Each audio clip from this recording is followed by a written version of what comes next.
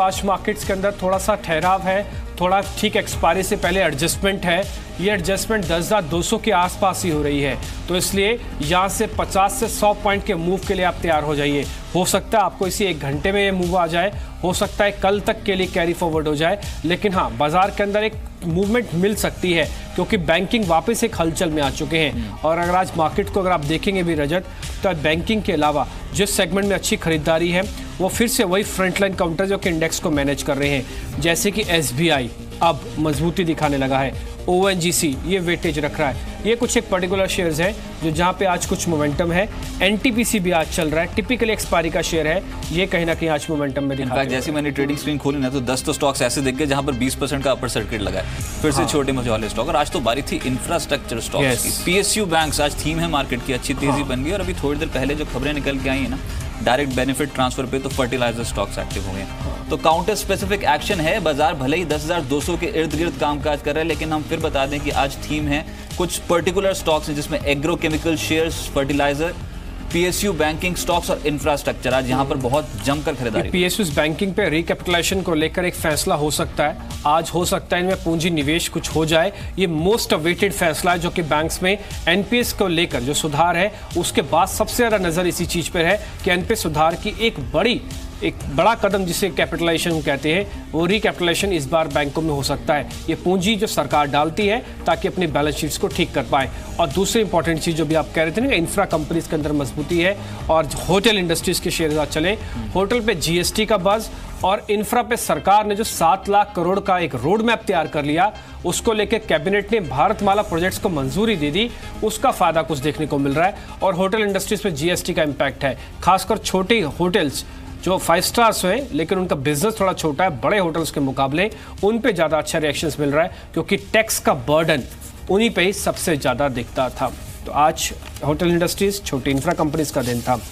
इसके अलावा आज जो शेयर्स नहीं चले, एक बार जरा वो भी देखिए। आज जिन्होंने आज बाजार में पार्टिसिपेट ही नहीं किया वो था इंडसइंड बैंक, ये करीब 2% नीचे, SCL टेक करीब 1.5% नीचे, टाटा मोटर्स करीब 1.5% नीचे, हिंडाल्को करीब 1% नीचे।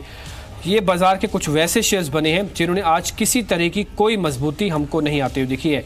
छोटे शेयर्स जो आप अभी बता रहे थे ना कि काफ़ी सारे शेयर्स पर सर्किट है, मेरे पास भी जो लिस्ट है कुछ वैसी ही है, लेकिन आप देखिए ज़्वारी ग्रुप के दोनों शेयर, ज़्वारी एग्रो एंड ग्लोबल आज भी चले। इसके अलावा ग्यूफिक बायो सुबह आज का हमने ट्रेड दिया था सुमित को, आज का सुपरहिट शेयर था वो, ये करीब 16% ऊपर है। एमटेक ऑटो एंसिलरीज का जो शेयर्स हैं वो डे हाई पे चल गया। इसके अलावा मेटल फोर्जिंग के शेयर्स ऑलमोस्ट सर्किट पे चलते हुए दिख रहे हैं। तो काफ़ी सारे शेयर्स हैं जो कि आज आपको छोटी कैटेगरी के शेयर्स हैं लेकिन एक थीम पे वो अच्छा बढ़ते हुए दिख रहे हैं। किरण जाधव जी मेरे साथ जुड़े हैं, kiranjadhav.com के CMD हैं, और साथ साथ सुनील दमानिया साहब मार्केट एक्सपर्ट इस समय हमारे साथ मौजूद हैं। आप दोनों का बहुत बहुत स्वागत है। साथ ही साथ Sunil Subramaniam CEO Sundaram mutual fund के भी हमारे साथ मौजूद हैं। सबसे पहले किरण, ये टेक्निकल मार्केट्स आपको कैसे लग रहे हैं इस समय? टेक्निकल मार्केट के 10,200 के आसपास अगर टिक गए अगले 2 से 3 ट्रेडिंग सेशंस, आपको ऐसा लगता है कि इसी रेंज में ही कामकाज होगा, नैरो रेंज में? देख रहा हूँ 10,230-40 जो लेवल है बहुत इंपॉर्टेंट रेजिस्टेंस, वो एक बार क्रॉस करेगा। एक बार वो क्रॉस करेगा तो मुझे लगता है इधर से 100 से 150 पॉइंट की रैली देखने को मिल सकती है। तो मैं 10,240 के ऊपर बाय करने की सलाह दूंगा। तो मुझे लगता है कि जो अंडर करंट देखने को मिल रहा है वो काफी स्ट्रांग है और ये ब्रेकआउट जरूर देखने को मिलेगा आज जाकर। तो इस बीच ये कुछ ब्रेकआउट्स आपको मार्केट्स में मिल सकते हैं, लेकिन 10,200 का लेवल इंपॉर्टेंट है। देखिए रजत, ये ना आप 10,200 के ऑप्शंस का ट्रेड भी देखेंगे ना, डाटा कॉल का पर्टिकुलरली, ये तो हम 3 दिन से 10,200 की कॉल के बारे में आपको बता ही रहे हैं कि ये आप निफ्टी के जस्ट नीचे लगा के रखिए। इसका बने रहना, इसमें प्रीमियम का एडिशन होना, ये इंडिकेट करता रहेगा बाजार कहीं नहीं जा रहा। अभी शॉर्ट कवरिंग के दम पर चल रहा है, आज फिर 37% ऊपर है। कल ये कॉल 20 रुपये की हो गई थी। तो आपने अगर इंडेक्स में 50-60 पॉइंट नहीं पाने ना, तो आप एक काम कीजिए, इस ऑप्शंस के अंदर उतर आइए। ये आपको स्विंग ट्रेड दे रही है 20-20, 30-30% का। अपने एक्सपोजर के हिसाब से आप इसमें एक बार सौदा खड़ा कर सकते हैं। ये 60 रुपये से लेके 20 रुपये की रेंज में फ्लिप कर रहा है, पिछले 3 दिन से फ्लिप कर रहा है। आपको ऊपर और नीचे दोनों तरफ के ट्रेड देगा ये 10,200 की कॉल। आप इस पे बने रहिएगा, और ज़्यादा बुलिश है तो 10,300 पे भी आ सकते हैं अगर आप निफ्टी के फ्यूचर्स को नहीं खरीदना चाहते। वो सस्ती कॉल है, 11-12 रुपये में मिल जाएगी 10,300 की कॉल। आप चाहें तो एक बार उस पर भी उतर के आ सकते हैं। सुनील सुब्रमण्यम इस बीच मेरे साथ हैं, लेकिन उनसे बातचीत करने से पहले मैं 2-3 शेयर आपको दिखा दूं। एक तो अनंतराज, इसमें एकदम से सडन स्पाइक हमको आया है अनंतराज इंडस्ट्रीज के अंदर, ये रियल एस्टेट की कंपनी से। एक अदानी पावर, इसमें 27 लाख शेयरों की एक ब्लॉक डील हुई है अभी अभी, ये 30 रुपया 10 पैसे पे अभी ब्लॉक डील हुई है 27 लाख शेयरों की। तो इन दोनों शेयर्स के बारे में जो जानकारी मेरे को मिली वो मैंने आपके साथ साझा की है। सुनील सुब्रमण्यम मेरे साथ हैं, सुंदरम म्यूचुअल फंड्स के। सुनील, शुक्रिया कल तो समय देने के लिए, एंड आई होप कि ये फेस्टिवल्स आपके काफ़ी अच्छे रहे होंगे, ना केवल आपने एंजॉय किया होगा अपनी फैमिली के साथ, सर आप प्रॉफिट्स भी अच्छे बनाए होंगे आपने सुनील। सो अब आगे की दिशा क्या रह सकती है? अब हम कैलेंडर ईयर की क्लोजिंग की तरफ जा रहे हैं, बजट की तरफ धीरे धीरे बढ़ रहे हैं, और एक ऐसे अर्निंग्स को हम कंप्लीट अब करने जाएंगे कि जहां पे जीएसटी शायद थोड़ा फेड आउट होता जाएगा। अगले क्वार्टर में शायद कोई जीएसटी की बड़ी बातें बोले भी नहीं। आपका व्यू सर बाजार पर? बाजार पर व्यू ये है कि इसमें ये बहुत महत्वपूर्ण क्वार्टर है, क्योंकि एक तरफ जो अर्निंग सीजन अभी चालू है उसमें ध्यान ये क्वार्टर की अर्निंग्स पे नहीं होगी मगर आउटलुक पे होगी कि रेस्ट ऑफ द ईयर को क्या आउटलुक कह रहे हैं लोग, और मोस्ट इंपॉर्टेंटली नेक्स्ट ईयर के लिए क्या आउटलुक कह रहे हैं। और सेकंड चीज ये है कि मार्केट की ध्यान भी इस साल को छोड़ के 2019 की ओर चली जाएगी। तो अभी डिस्काउंट रेट का इस साल के लिए वैल्यूएशन सब कह रहे हैं कि 18 से 20 के आसपास है forward earnings for the current year, मगर आप फॉरवर्ड अर्निंग्स फॉर 19 देखें तो मार्केट 16 के लेवल पे ही है, चाहे वो मिड कैप हो, स्मॉल कैप हो या लार्ज कैप हो। तो इसमें यह बनता है कि अभी सभी पोर्टफोलियो मैनेजर्स अपना पोर्टफोलियो को रीअलोकेट करेंगे इस क्वार्टर के जो गाइडेंस आती है अर्निंग्स की और फ्यूचर के आउटलुक के बेस पर। दूसरी चीज जो हो रही है, जो इनफ्लोस इतने मजबूत आ रहे हैं म्यूचुअल फंड्स को, तो उसमें यह चीज हो रहा है कि एक डाइवर्सिफिकेशन आ रही है। यानी क्या हो रहा है कि सभी पोर्टफोलियो मैनेजर्स अभी एक कॉन्ट्रा पोजीशन को बिल्ड कर रहे हैं अपने पोर्टफोलियोज में, क्योंकि मार्केट में बहुत डाइवर्जेंस है। देखिए कंजम्पशन और रिटेल फाइनेंस ऐसे सेक्टर्स की वैल्यूएशन बहुत बढ़ गए हैं। At the same time infra, public sector banks, IT, telecom, pharma, ऐसे सेक्टर्स में वैल्यूएशंस का बहुत एक दबाव आया है। तो इसमें क्या हो रहा है कि धीरे धीरे, जैसे आपने कहा सागरमाला प्रोजेक्ट, भारत प्रोजेक्ट, ये सब में जो अभी ध्यान आ रहा है, तो धीरे धीरे इंफ्रास्ट्रक्चर की ओर सभी फंड मैनेजर्स अपना पोर्टफोलियो लोकेशन हम भी बढ़ा रहे हैं इसमें कि कॉन्ट्रा पोजीशन ले, वैल्यूएशंस का एक अपसाइड मिलेगा, तो पी का री रेटिंग का भी बेनिफिट मिलेगा, और जैसे अर्निंग्स बढ़ती जाएगी उसकी भी बेनिफिट इन्वेस्टर्स को मिल सकती है। तो ये इंपॉर्टेंट क्वार्टर है जहां पे रीअलोकेशन ऑफ सेक्टर्स हो रहा है मार्केट के अंदर। चलिए, रीएलोकेशन ऑफ सेक्टर, ये आप नोट करें कि बाजार में जो है वो सेक्टोरल चर्निंग हो रही है, सुनील जी का ये कहना था। सुनील दमानिया साहब भी मेरे साथ जुड़े हैं, मार्केट एक्सपर्ट हैं। दमानिया साहब बहुत शुक्रिया। सर, ये जो बात हो रही है ना पीएसयू सेक्टर के ऊपर, बैंकिंग स्टॉक स्पेसिफिकली, बहुत हमने कुछ तेजी के सौदे ना बनते देखे हैं इसमें पिछले कुछ दिनों में, और ना ही किसी जानकार ने लॉन्ग टर्म एडवाइस किया बैंकिंग सेक्टर को, स्पेसिफिकली पीएसयू बैंकिंग सेक्टर में। रिटर्न्स आज शानदार मिल रहे हैं। कैसे आप हैंडल कर रहे हैं पीएसयू बैंकिंग पे? आपने क्लाइंट्स को क्या सलाह दी है?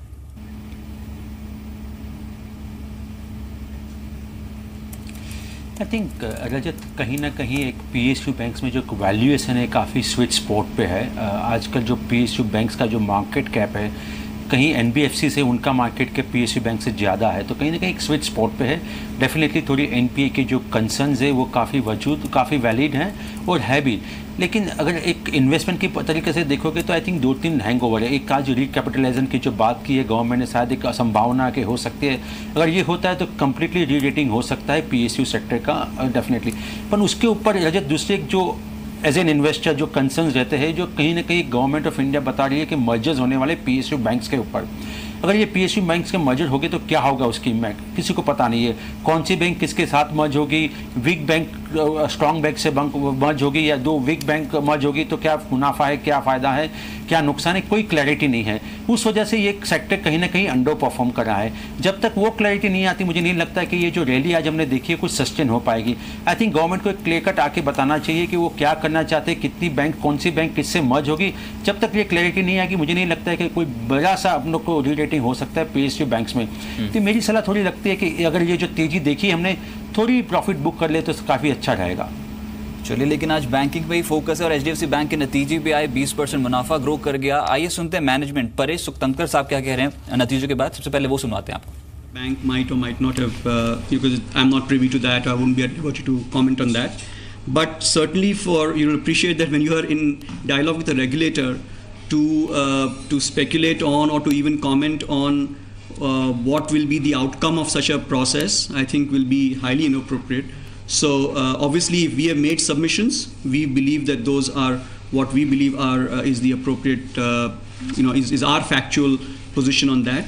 But beyond that, I think anything that is there between a bank and a regulator is naturally privileged between the two of us. I don't think I would be able to comment on that in any public forum. ठीक है, ये HDFC bank के खैर numbers आज वैसे तो ठीक रहे प्रॉफिट के टर्म्स में, लेकिन हाँ इनकी जो प्रोविजनिंग थोड़ी सी बड़ी है, मतलब कम जो होनी थी वो उतनी कम नहीं हुई है। अंचल यही हमको बता रहे थे, इस वजह से ये प्रॉफिट में आज ज़्यादा अपने इजाफा, अपने शेयर्स में प्राइसिंग में ज़्यादा इजाफा नहीं कर पाया, लेकिन स्टैंड स्टिल है, अच्छी बात है। ये नहीं टूटे तब भी बाजार को थोड़ी हेल्प मिली जाती है। मेरे साथ सिद्धार्थ सिधानी भी जुड़ चुके हैं, उनसे बातचीत करते हैं। सिद्धार्थ, शुक्रिया पहले तो इस बिज़नेस को समय देने के लिए। आप अपने क्लाइंट्स को रिकमेंड क्या कर रहे हैं? ये एक्सपायरी तक भी बाय करेंगे, एक्सपायरी तक रुक जाएंगे, एक्सपायरी पहले कटने दे रहे हैं, उसके बाद कुछ खरीदारी के सौदे देखेंगे आप?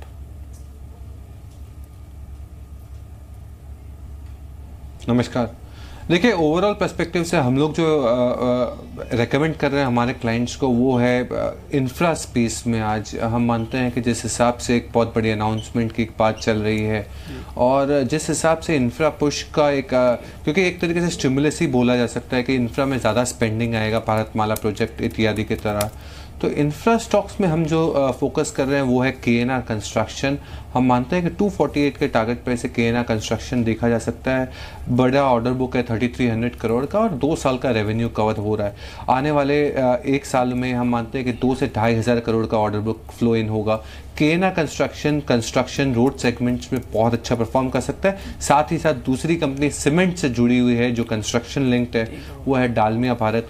मिड कैप सीमेंट में हम मानते हैं कि डालमिया भारत 3200 के टारगेट से जरूर देखा जाना चाहिए। चलिए, कंस्ट्रक्शन स्पेस में आपको लगता है कि खरीदारी बढ़ सकती है, लेकिन एक बार कुछ स्टॉक्स देख लेते हैं। मिड कैप IT स्टॉक्स आज एक्शन में है। जस्ट इन्फोसिस के नतीजों से पहले पोलारिस में खरीदारी हुई है और दूसरा स्टरलाइट टेक। इन दोनों ही स्टॉक्स में अब आप देखेंगे दिन के उच्चतम स्तर पे ये दोनों स्टॉक्स दिखाई देंगे। सिद्धार्थ, ये mid cap IT small cap IT जो है उसमें एक्शन बहुत स्ट्रांग है। एक तो आप इन्फोसिस पे नजरिया बता दें और दूसरा ये स्पेस क्या ऐसे रहने वाला है, दिग्गजों के मुकाबले छोटे मझौले स्टॉक ज्यादा डिलीवर करेंगे? देखिए, इन्फोसिस की पहले बात करें तो हमें बहुत ज़्यादा बड़ी उम्मीदें नहीं है। इनफैक्ट हमें लार्ज कैप IT स्पेस में कोई उम्मीद नहीं है अभी, at least for next 2 quarters. Infosys के 1 से 1.5% का रेवेन्यू ग्रोथ कॉन्स्टेंट करेंसी में देख सकते हैं। मार्जिन्स में भी हमें लग रहा है कि थोड़ा बहुत डिटोरिएशन ये देखने मिलेगा। ओवरऑल पर्सपेक्टिव से IT लार्ज कैप पे ना फोकस करें IT मिड कैप पे। सोनाटा सॉफ्टवेयर जैसे कि आज भी 5-6% ऊपर है। हम मानते हैं कि सोनाटा सॉफ्टवेयर 8 टाइम्स बुक्स पे है, डिविडेंड यील्ड बहुत अच्छा है, कंपनी का बिजनेस ग्रो हो रहा है। सोनाटा सॉफ्टवेयर पे आप ध्यान दे सकते हैं, यहाँ से 25 से 30% का मुनाफा मिल सकता है medium to long term perspective में। साथ ही साथ दूसरी मिड कैप कंपनी हम रेकमेंड करना चाहेंगे वो है सायंट। हम मानते हैं कि एरोस्पेस सेगमेंट में बहुत अच्छा परफॉर्म कर रहे हैं, मार्जिन्स भी इंप्रूव हो रहे हैं। सायंट और Sonata software mid cap IT में आप जरूर बाइंग करके चल सकते हैं। ठीक है, साइंट और सोनाटा सॉफ्टवेयर जहां पर हो सकता है कि यहां से तेजी भी और देखने को मिले। इनफैक्ट आज जो एक्शन है ना, बात वही कर रहे हैं इंफ्रास्ट्रक्चर स्पेस में, क्योंकि भारतमाला प्रोजेक्ट को CCA की मंजूरी मिली है। उसका इम्पैक्ट देखिए आप NCC और HCC इन दोनों ही स्टॉक्स पे देखने को मिला। किरण जी, ये इंफ्रास्ट्रक्चर स्टॉक्स अब सभी जानकार मान रहे हैं कि यहाँ से हो सकता है तेजी भी और बढ़ जाए। ये डेरिवेटिव मार्केट का हिस्सा है दोनों ही स्टॉक्स, HCC और NCC। जिनके पास भी पोजिशन है वो क्या करें? अगर दोनों में चॉइस दिया जाए तो रजत जी मैं NCC के साथ जाना चाहूंगा। NCC काफी अच्छा चार्ट पैटर्न है, बहुत अच्छे कंसोलिडेशन का आज ब्रेकआउट देखने को मिल रहा है और जो बेस बिल्डिंग हुआ है पिछले 2-2.5 साल से वो काफी सराहनीय है और उसी में हमने एक higher top higher bottom pattern देखने को मिल रहा है शॉर्ट टर्म चार्ट्स पे। तो कुल मिला के एक बहुत अच्छा बाय बनता है, आज रिकॉर्ड वॉल्यूम्स के साथ चल रहा है और अगर हम डेरिवेटिव डेटा भी देखते हैं तो काफी अच्छे ओपन इंटरेस्ट एडिशन देखने को मिल रही है, करीबन 6% की 6.5% की ओपन इंटरेस्ट एडिशन। तो काफी अच्छा चार्ट पैटर्न है। मेरा मानना है कि अगर ट्रेडिंग व्यू है तो आपका स्टॉप लॉस करीबन 98 का रहेगा और टारगेट्स के लिए 108-109 के लेवल देखने को मिल जाने चाहिए। और अगर पोजिशनल व्यू डिलीवरी व्यू लेना है अगर 1-1.5 साल का, तो मेरा मानना है कि ये स्टॉक इजीली 160-170 के लेवल्स टेस्ट करता नजर आएगा डिलीवरी बेस्ड बैंक के लिए, और इसके लिए स्टॉप लॉस 90 का रखना चाहिए। लेकिन आज डेरिवेटिव मार्केट में सबसे ज्यादा एक्शन में स्टॉक है ना, वो है जी एंटरटेनमेंट, हमारी की कंपनी 8% ऊपर हो गया है स्टॉक। देखिए नंबर्स बड़े इंटरेस्टिंग थे, नंबर्स इतने इंटरेस्टिंग थे जब हमको लगा ना कि एडवर्टाइजमेंट रेवेन्यू को लेके कहीं मुश्किल ना हो जाए, लेकिन ऐसा नहीं दिखा। डोमेस्टिक ग्रोथ ही करीब 10% की दिख गई, सब्सक्रिप्शन के आंकड़े काफ़ी अच्छे थे, और आप प्रॉफिटेबिलिटी भी देखिए ना तो करीब 100% से ज़्यादा की है। कंपनी के MD and CEO Puneet Goenka से भी हमने बातचीत की, हमने उनसे फ्यूचरिस्टिक एक्विजिशंस के बारे में पूछा, क्योंकि इस पूरे सेगमेंट में ना कहीं मर्जर एंड एक्विजिशंस बहुत तेज़ है। आइए सुनते हैं इस मामले पर, खासकर एक्विजिशंस के मामले पर पुनीत जी ने क्या कहा था। डेफिनेटली हम और इंक्रीमेंटल ग्रोथ देखेंगे कंटेंट के लिए, ना सिर्फ टेलीविजन पे बट अदर प्लेटफॉर्म्स के ऊपर भी। अगर कोई अपॉर्चुनिटी आएगी रीजनल मार्केट में स्पेशली, तो हम उसको इवैल्यूएट जरूर करेंगे। कई मार्केट्स हैं जहां पे अभी भी जी का पहुंच नहीं है, जैसे कि मलयालम मार्केट, केरला में, पंजाब में हमारी एंटरटेनमेंट की प्रेजेंस नहीं है। ऐसे कई और मार्केट्स हैं जहां पे हम जाना चाहेंगे फ्यूचर में भी। ठीक है, ग्रोथ को लेकर भी हमने उनसे पूछा कि ग्रोथ क्या वैसी ही चलती रहेगी या फिर इसमें कुछ बदलाव दिखेगा, क्योंकि जीएसटी और नोटबंदी ऐसे कई मेगा रिफॉर्म्स हुए हैं। आइए सुनते हैं ग्रोथ को लेकर जी एंटरटेनमेंट का व्यू क्या है। से मैं देख रहा हूँ जीएसटी का इम्पैक्ट खत्म हो गया है, और हम एक्सपेक्ट कर सकते हैं कि अब ग्रोथ वापस से हमारे लिए मिड टीन्स के स्तर पर आ चुकी है। जी के लिए एड रेवेन्यू की ग्रोथ बढ़ेगी यहाँ से, ये 10% की आपने जो देखी है डिस्पाइट जीएसटी के इम्पैक्ट है। हम कॉन्फिडेंट हैं कि हम मिड टीन्स, कम से कम मिड टीन्स की ग्रोथ डिलीवर करेंगे। ये तो जीएसटी के बाद वाला इम्पैक्ट था जिसमें काफ़ी हद तक वो असर भी दिख रहा था, इसके अलावा 10% की ग्रोथ दिखी। अदरवाइज ये सेगमेंट अपने आप में काफ़ी बेहतर है। आगे चुनाव हैं, कई इवेंट्स हैं इस देश में, तो उसका एड रेवेन्यू का बेनिफिट्स टेलीविज़न इंडस्ट्री को मिलेगा। मिस्टर सुनील सुब्रमण्यम, आपसे पूछना है मेरे को ये, क्योंकि आप देखिए पिछले साल ये नोटिस होने लगा था कि मीडिया इंडस्ट्रीज़ के अंदर कुछ सरकारी रिफॉर्म्स होंगे, एफडीआई को लेकर कुछ अप्रूवल्स आ जाएंगी, और आई भी हैं। उससे थोड़ा बहुत रिस्ट्रक्चरिंग हो भी रही है, ये कंसोलिडेशन हो भी रहा है। जी एंटरटेनमेंट आपकी लिस्ट में कहाँ पे, किस पायदान पे खड़ा है? आप अभी बाय करेंगे यहाँ पे? देखिए मेरे को स्टॉक स्पेसिफिक आंसर्स देने के लिए कोई बात नहीं, लेकिन मीडिया इंडस्ट्री पर आपका व्यू चाहिए। मीडिया इंडस्ट्री में हम बुलिश हैं क्योंकि ये ओवरऑल कंजम्पशन प्ले के अंदर आता है, और जैसे ही हमारी कंट्री की पर कैपिटा इनकम राइज हो रही है, रूरल से अर्बनाइजेशन की फ्लो राइज हो रही है, तो ऐसी चीज़ों से डेफिनेटली हम ओवरऑल जो हाई एंड स्केल कंजम्पशन जो मीडिया होती है उसमें तो पॉजिटिव मूव देख रहे हैं। तो एंड डेफिनेटली ये एक बड़ा स्टोरी है जो स्टॉक मार्केट में प्ले अच्छी होगी in terms of the future, because ये एक राइजिंग कंजम्पशन वाली स्टोरी है जिसमें बहुत अच्छे से बैठती है। और जो चीज़ आपने कहे थे in terms of FDI approvals और कंसोलिडेशन, ये सेक्टर के लिए बहुत बेहतरी होगी, क्योंकि द लार्जर द प्लेयर्स तो एक कंट्री वाइड अप्रोच होगी। और जैसे रीजन इंडिया में एंटरटेनमेंट क्या होता है कि बहुत रीजनल स्पेसिफिक होता है, मगर एक कंट्री वाइड प्लेयर अगर मर्जर के थ्रू आ जाए तो डेफिनेटली उसको एक बेनिफिट मिलेगा कि हर क्षेत्र में कहां पे भी कुछ एंटरटेनमेंट की अपस्विंग हो उसको कैप्चर कर पाए। तो ओवरऑल इस सेक्टर पे हम बहुत बुलिश है, इट्स कंजम्पशन प्ले। आज तेजी की पोजीशंस बहुत जबरदस्त खड़ी हो गई हैं जी एंटरटेनमेंट में, 25% का इजाफा ओपन इंटरेस्ट में, ठीक एक्सपायरी से पहले इतनी तगड़ी पोजीशंस खड़ी हुई हैं।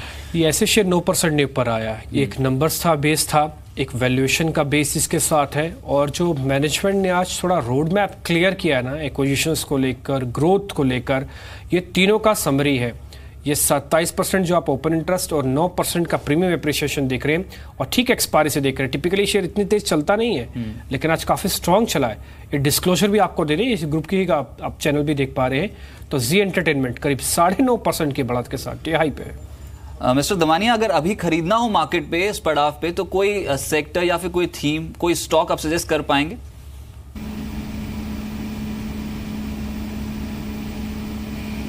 डेफिनेटली आई थिंक कहीं ना कहीं एक थीम जो काफ़ी उभर के आ रहा है वो डेफिनेटली कंजम्पशन बेस है। मुझे लगता है कहीं ना कहीं कंज्यूमर ड्यूरेबल कंपनीज जो है जो काफ़ी हद तक काफ़ी अच्छे लेवल पे चल रही है, और आपका कोई लॉन्ग टर्म व्यू है तो कहीं ना कहीं उसको एक बेनिफिट होगा। एक तो बेनिफिट ये होगा कि जो अनऑर्गेनाइज सेक्टर है कहीं ना कहीं वो अपने बिजनेस लूज आउट करे बिकॉज ऑफ जीएसटी, उनका बेनिफिट उनको मिलेगा। तो that's one play, that definitely one के प्ले। प्लस गवर्नमेंट का जो प्लान है कि हाउसिंग फॉर ऑल, तो वहाँ पे कहीं ना कहीं जब हाउस बनेंगे तो कंज्यूमर ड्यूरेबल की डिमांड भी वहाँ पे बढ़ती है, और वो बढ़ती है तो वहाँ से उसका ग्रोथ आता है, वॉल्यूम ग्रोथ आता है। तो एक अनदर रीज़न है तीसरी चीज़ ये है कि जिनकी जो वैल्यूएशन है मोस्ट ऑफ तक कहीं ना कहीं करेक्ट हो चुकी है, तो कई स्वीट वैल्यूएशन पे स्पॉट पे चल रही है अभी, तो इस लेवल से लेकर तो कहीं ना कहीं आपको एक बेनिफिट होता है, या 2 या 3 साल में आपके जो 100% कैपिटल गेन का एक मुनाफा हो सकता है। तो मेरा सेक्टर का डेफिनेटली टॉप पिक रहेगा कंज्यूमर ड्यूरेबल्स। ठीक है, विक्स टूटा 6%। अब आप देखिए एक सेगमेंट जो कई दिनों से रुका हुआ था वो चल रहा है पीएसयूज बैंक। ये इंडेक्स अपने आप में करीब 4% ऊपर आ चुका है। ये कुछ ऐसा ही है, जब ये टूटता है तो अच्छी खबरों में भी नहीं चलता, जब ये चलता है तो इसी तरह से चलता है। पीएसयूज बैंक, ये इंडेक्स अपने आप में 4%। एक भी शेयर सरकारी जो इस इंडेक्स का हिस्सा है, यानी कि 12 शेयर से ये इंडेक्स बनता है, एक भी शेयर ऐसा नहीं है जिसमें गिरावट हो, और एक भी शेयर ऐसा नहीं है जो 3% से कम हो। आपको दिख रहा होगा अपनी स्क्रीन पर, आप देखिए पंजाब नेशनल बैंक, ये शेयर करीब 7% ऊपर है। आंध्रा बैंक, ये शेयर करीब 7% की बढ़त के साथ ट्रेड कर रहा है। सिंडिकेट बैंक, ये शेयर करीब 7% है। ये कुछ एक बड़े कंटेंडर हैं जो सरकार रिकैपिटलाइजेशन की फॉर्म में अगर इनको पैसा देती है तो पीएनबी को, सिंडिकेट बैंक को, आंध्रा बैंक को, इलाहाबाद बैंक को सबसे ज्यादा बेनिफिट होगा। ये पड़ाव जरूर है, इनकी एनपीएस की स्थिति को बदलेगा नहीं, लेकिन इमीडिएट रिलीफ ही इन शेयरों को इस तरह का मूव दे सकती है। तो सुनील, आप बैंकिंग पे बुलिश है क्या? मिस्टर सुब्रमण्यम, आपसे ये सवाल, आप बैंकिंग पे बुलिश है क्या, खासकर सरकारी बैंकों पे? हाँ, हम यस, बैंकिंग पे हम बुलिश है। क्या है कि सरकारी बैंक में ये चीज है कि आप देखिए अच्छे बैंक होते हैं और बैंक जो इतने अच्छे नहीं होते हैं, मगर इसमें सिचुएशन ऐसी है कि खाली अच्छे बैंक को खरीद के पैसा नहीं बन सकता है मार्केट में। मैं क्यों ये बता रहा हूँ कि क्या होता है कि अगर मर्जर हो एक अच्छी बैंक और उतनी अच्छी नहीं बैंक, तो उसमें क्या होता है कि वो जो अच्छी बैंक है उसकी परफॉर्मेंस में थोड़ी दबाव आ जाएगी, और जो अच्छी बैंक नहीं है उसकी परफॉर्मेंस में इंप्रूवमेंट आ जाएगी। तो इसमें एक डाइवर्सिफाइड पोर्टफोलियो मेंटेन करने की जरूरत बहुत होती है पीएसयू बैंक्स में, क्योंकि हम प्रेडिक्ट नहीं कर सकते कि एक तरफ है रिकैपिटलाइजेशन, दूसरी तरफ है मर्जर्स, और तीसरी तरफ ये मर्जर्स जब होते हैं ना तो क्या होता है कि revaluation of their land bank होता है। सभी पीएसयू बैंक्स के पास देखिए, उनके पास जो हेड ऑफिसेज और बैंक ब्रांचेस और कॉर्पोरेट ऑफिस ओन एसेट्स है वो बहुत पुरानी है और बहुत रिटर्न ऑन वैल्यू पे, बुक वैल्यू पे रहता है। जब ये मर्जर करते हैं तो उसको करंट डेट पे वैल्यू करते हैं, तो ऑटोमेटिकली उनको नेटवर्थ और ये बहुत इंप्रूव हो जाती है और एनपीएस कवर करने के लिए एक क्वेश्चन भी मिलता है। तो ये बहुत महत्वपूर्ण मूव है, और इसके लिए आप ये जो मूवमेंट देख रहे हैं स्टॉक मार्केट में, ये एंटिसिपेशन में चल रहा है। और यहाँ पे क्या है, पीएसयू बैंक्स में खास तौर की, क्योंकि ये कॉर्पोरेट बैंक्स है, यहाँ पे पीई रेशियो नहीं चलता है, प्राइस टू बुक चलता है। और प्राइस टू बुक में देखिए अब तो बहुत वैल्यूएशन में बहुत रूम है कि एक पीई रेटिंग जो अगले 18 महीने 24 महीने में जैसे जैसे दो चीजें होनी है यहाँ पर, एक तो कंसोलिडेशन की बात मैंने करी, दूसरी एनपीए रेजोल्यूशन भी, जैसे आरबीआई दबाव डाल रही है इनके ऊपर की एनपीए सब रिकॉग्नाइज कर दिए, तो ये क्लोजर टू रेजोल्यूशन है। अगले 12 महीने 18 महीने में एनपीएस का भी पूरा प्रोविजन हो जाएगा। और तीसरी चीज है इंफ्रा की, जो स्टोरी हम कह रहे हैं कि इंफ्रा में डेवलपमेंट है, अभी गवर्नमेंट अनाउंस कर रही है, तो इसमें डाउनस्ट्रीम कैपेक्स में प्राइवेट सेक्टर कंपनी जो है वही उनको ही फुलफिल करना है, ये टेंडर्स और ये अवार्ड्स, तो उनको बैंक से फाइनेंसिंग लेकर ही ये फुलफिल कर पाएंगे, क्योंकि सभी इंफ्रास्ट्रक्चर में 70-30 की रेशो होती है, 30% प्रमोटर इक्विटी, 70% बैंक लोन। तो कॉर्पोरेट लेंडिंग में भी आप एक उछाव देखेंगे अगले 18 महीने 24 महीने में, इंफ्रास्ट्रक्चर के कारण इनकी लेंडिंग बुक भी बहुत बढ़ेगी। तो इसमें क्या है कि अपसाइड पोटेंशियल बहुत है, बढ़नी चाहिए, अपसाइड पोटेंशियल बहुत है। आप हमको एक पॉइंट्स गिनवा रहे हैं, ठीक है। और सरकारी बैंकों पे आज तस्वीर तो खैर बिल्कुल दिख ही रही है। एक फैसला, पॉजिटिव फैसला इनके लिए आए और ये शेयर ऐसे रिएक्शन दे, ये तो खैर दिख ही रहा आपको स्क्रीन पर। अच्छा, एक दो शेयर आपको मैं और दिखाना चाहता हूँ। एक तो जेट एयरवेज है, ये करीब 9% ऊपर है। किरण, जरा आप देखिएगा, मैं 2-3 शेयर जल्दी जल्दी बताऊंगा, जरा मेरे को आप उसके बारे में बताइएगा अब हमको करना क्या है। ये इंट्राडे गेन जेट में जिसको मिल रहे हैं, पर प्रॉफिट बुक करके बाहर आ जाए।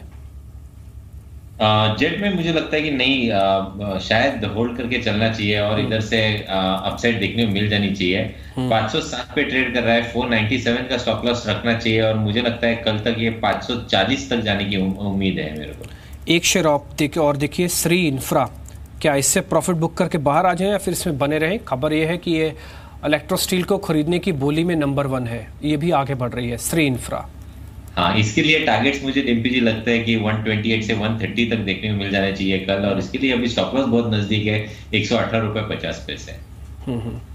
ठीक है, एक बार आप एक और शेयर भी देखिए, ये है पोलरिस, ये करीब 6% ऊपर है। छोटी छोटी आईटी कंपनीज अच्छा चल रही है, क्या इसको भी रख सकते हैं या फिर प्रॉफिट बुक करके बाहर आ जाए? आज इधर भी रख के ही चलना चाहिए मुझे लगता है। इधर से टारगेट्स आपको 250 के देखने को मिल जाने चाहिए कल, जो कि कैजुअली देखने को मिल जाने चाहिए, और स्टॉप लॉस अभी के लिए 236 235 के रखने चाहिए। लेकिन फोकस अब आईटी सेक्टर पे होगा। जैसे मैंने शो की शुरुआत में कहा कि ये जो छोटी मझौली आईटी काउंटर से ज़्यादा तेज चल रहे हैं, लेकिन जो फोकस में रहने वाला है वो है इन्फोसिस, क्योंकि मैनेजमेंट की कमेंट्री क्या होगी ग्रोथ को लेकर वो तो इंपॉर्टेंट है ही, लेकिन नए सीईओ का अगर नाम का ऐलान हो गया ना तो वो एक बहुत बड़ा बूस्टर डोज हो सकता है स्टॉक के लिए बने। बिल्कुल एक रेंज में फंसा हुआ है, एक दायरे में कामकाज कर रहा है, लेकिन कोई भी पॉजिटिव खबर ड्राइव कर सकती है इन्फोसिस को यहाँ से। एक क्विक कमेंट मिस्टर दमानिया, आप बताएं इन्फोसिस पे आपकी राय और पूरा आईटी सेक्टर अभी कैसा लग रहा है आपको?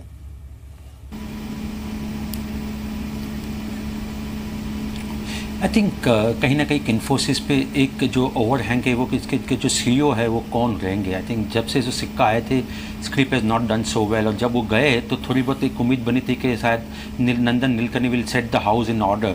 अभी पता नहीं है कौन से सीईओ आएंगे, लेकिन जो उम्मीद जो बन रही है अभी भी कि यही बन रही है कि जो गाइडेंस जो इन्फोसिस का होगा कुछ काफ़ी हद तक थोड़ा नीचा रहेगा, मार्केट की उम्मीद से थोड़ा कम रहेगा। वो रहेगा तो शायद कंपनी में थोड़ा आपको सेलिंग प्रेशर दिख सकता है। पर I think the key thing is not a quarterly result, the key thing is who would be the next CEO, because जब नया सीईओ आता है एक लीडरशिप सेट करता है और वो कंपनी का ग्रोथ पाथ डिसाइड करता है।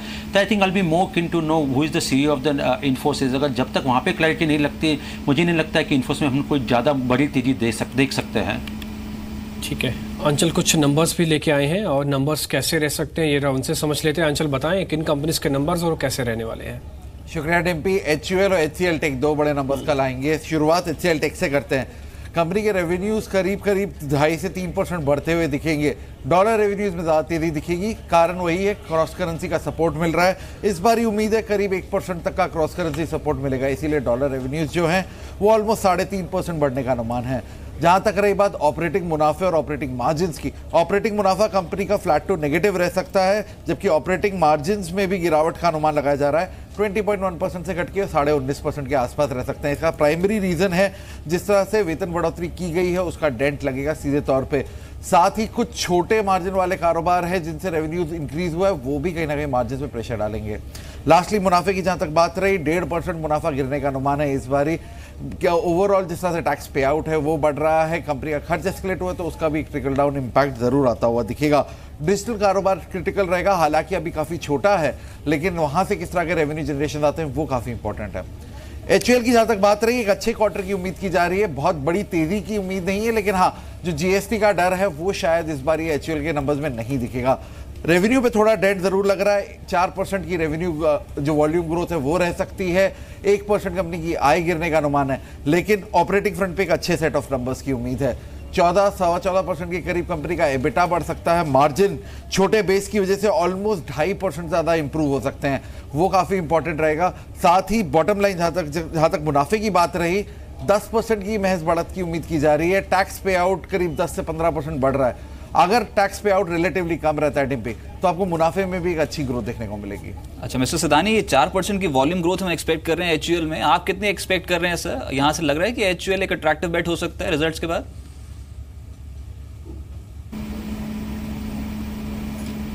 पर्सपेक्टिव से मॉनसून ठीक रहा है, थोड़ा सा सबड्यूड है, बट ओवरऑल तरीके से वेल स्प्रेड नहीं है, बट कुछ जगहों में बहुत अच्छा रहा है। तो ओवरऑल पर्सपेक्टिव से 4% से 5% के आसपास ही वॉल्यूम ग्रोथ भी एक्सपेक्टेशन लगा सकते हैं। हालांकि स्टॉक हमारे कवरेज में नहीं है, बट ओवरऑल पर्सपेक्टिव से HUL और ITC दोनों में ही इस बार अच्छा एक वॉल्यूम ग्रोथ रह सकता है। ओवरऑल पर्सपेक्टिव से पॉजिटिव रह के चल सकते हैं, पर अगर FMCG में पर्टिकुलर आपको बेट लेनी है तो हम मानते हैं कि इमामी में बेट लीजिए। पिछले क्वार्टर के नतीजे अच्छे नहीं थे, वन ऑफ था, ये क्वार्टर में वो रिवर्स हो जाएगा। हम मानते हैं कि इमामी यहाँ से बहुत उम्दा बेट निकल के आ सकता है, मिड कैप श्रेणी में है। हम मानते हैं कि यहाँ से एक अच्छा मोमेंटम बन सकता है रिजल्ट के ऊपर। ठीक है, जब रिजल्ट्स की बात हो रही है तो एशियन पेंट्स के भी नंबर आए हैं। 576 करोड़ का कंपनी ने मुनाफा दर्ज कर दिया है। नंबर्स आने के बाद, खाली प्रॉफिट्स के नंबर आने के बाद शेयर में पॉजिटिव रिएक्शन देखने को मिल रहा है। 576 करोड़ रुपए का मुनाफा कंपनी ने 520 करोड़ एक्सपेक्ट कर रहे थे, 520 से बेहतर आया, तो प्रॉफिटेबिलिटी उम्मीद से बेहतर है। सिर्फ एक ही नंबर अभी हमारे पास प्रॉफिटेबिलिटी का, जैसे जैसे नंबर्स और आएंगे स्पेशली इनके मार्जिन देखने होंगे, क्योंकि इस बार भी एक्सपेक्टेड था कि शायद 5% से ज़्यादा की ग्रोथ हमको मार्जिन पे आ जाएगी। तो ये बहुत इंपॉर्टेंट होगा क्योंकि क्रूड का इम्पैक्ट इनकी प्राइसिंग पे बहुत तेजी से पड़ता है। इनका डेकोरेटिव सेगमेंट्स को लेकर कमेंट्री हमको देखनी होगी नंबर्स में, वो कैसे आती है। लेकिन हाँ, नंबर्स के बेसिस पे, खाली प्रॉफिट के बेसिस पर नंबर्स ठीक लग रहे हैं। अभी 520 की एक्सपेक्टेशन थी, नंबर आया 576, ये पहले के मुकाबले बेहतर है। जैसे जैसे और फिगर्स आती जाएंगी हम आपके सामने रखेंगे, लेकिन एक टेक्निकल व्यू आपको बता दें, क्योंकि शेयर चल रहा है, 2% ऊपर आ चुका है। एक बार किरण आप जल्दी से देख लीजिए, अभी जिनके पास पोजीशंस अभी रख लें, एक बार कुछ बना भी सकते हैं, नंबर्स आते जाएंगे अभी। और हमको एशियन पेंट्स बिल्कुल लॉन्ग पोजीशन ही बना के रखने चाहिए। स्टॉप लॉस रहेगा करीबन 1175 का, और टारगेट्स के लिए हम अगले 3 ट्रेडिंग सेशंस का अगर व्यू लेते हैं तो 1240 1250 के लेवल्स देखने को मिल जाने चाहिए। 4270 करोड़ का रेवेन्यू आया, हम एक्सपेक्ट कर रहे थे 4180 करोड़ की फिगर है, वो भी ठीक है। तो रेवेन्यू फ्रंट पे भी ये नंबर्स ठीक है, तो प्रॉफिट के टर्म्स में ठीक है, रेवेन्यू टर्म्स में ठीक है। आपको बता ही रहे हैं कि यहाँ पे किरण कि इस बार होल्ड क्या आ सकता है। देखिए देखते ये करीब आधे % से 3% शेयर ऊपर गया। इंट्राडे चार्ट दिखाएं आप एक बार, इसका 1207 आपको आ गए यहाँ पे।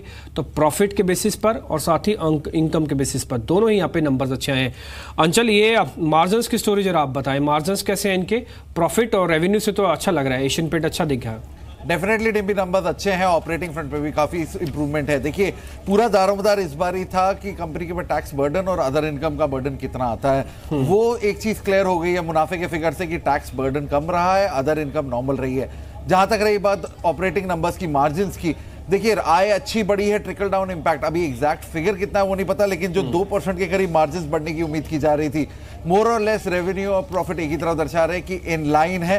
नंबर्स कहीं ना कहीं अच्छी सेल हुई है, हालांकि थोड़ा डेंट जरूर क्रूड से आया है, लेकिन उसको कंपनी ने निगेट किया है अपने बाकी कॉस्ट कंट्रोल मेजर से। कंपनी ने अपने विज्ञापन पे जो स्पेंडिंग थी उसे कम किया है, उसने सपोर्ट दिया है नंबर्स को।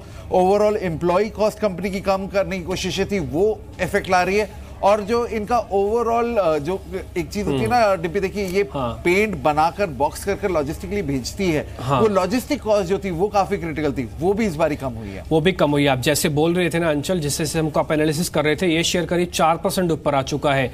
ये 1200 से नीचे था जब हमने इसको आइडेंटिफाई किया था नंबर्स के बेसिस पर। सिर्फ एक ही नंबर हमारे पास था प्रॉफिटेबिलिटी का, काफी हद तक उसी से आइडिया लग रहा था कि शायद रेवेन्यू को भी बीट कर जाएगा अपने, और इनके मार्जिन्स भी ठीक रहेंगे। जो एनालिसिस हमको समझ में आया, हर फ्रंट पर, किसी भी फ्रंट पर इस शेयर ने निराश नहीं किया। और ये शेयर ऐसा नहीं कि पहली बार चल रहा है, ये शेयर थोड़ा खिंचा हुआ है। मार्केट टर्मिनोलॉजी में बात कहते हैं कि शेयर थोड़ा खिंचा हुआ है, थोड़ा महंगा शेयर है, पता नहीं है आगे वो कितना चल पाएगा। लेकिन नंबर्स का रिएक्शन आपके स्क्रीन पर, ये शेयर करीब 4% ऊपर है। और किरण, आपका भी शुक्रिया, अभी आप कह ही रहे थे इस शेयर के साथ बने रहे, आपको 15 से 20 रुपए मिल जाएंगे। तो किरण ने जो बात रही वो भी निवेशकों को हाथों हाथ मिल गई है।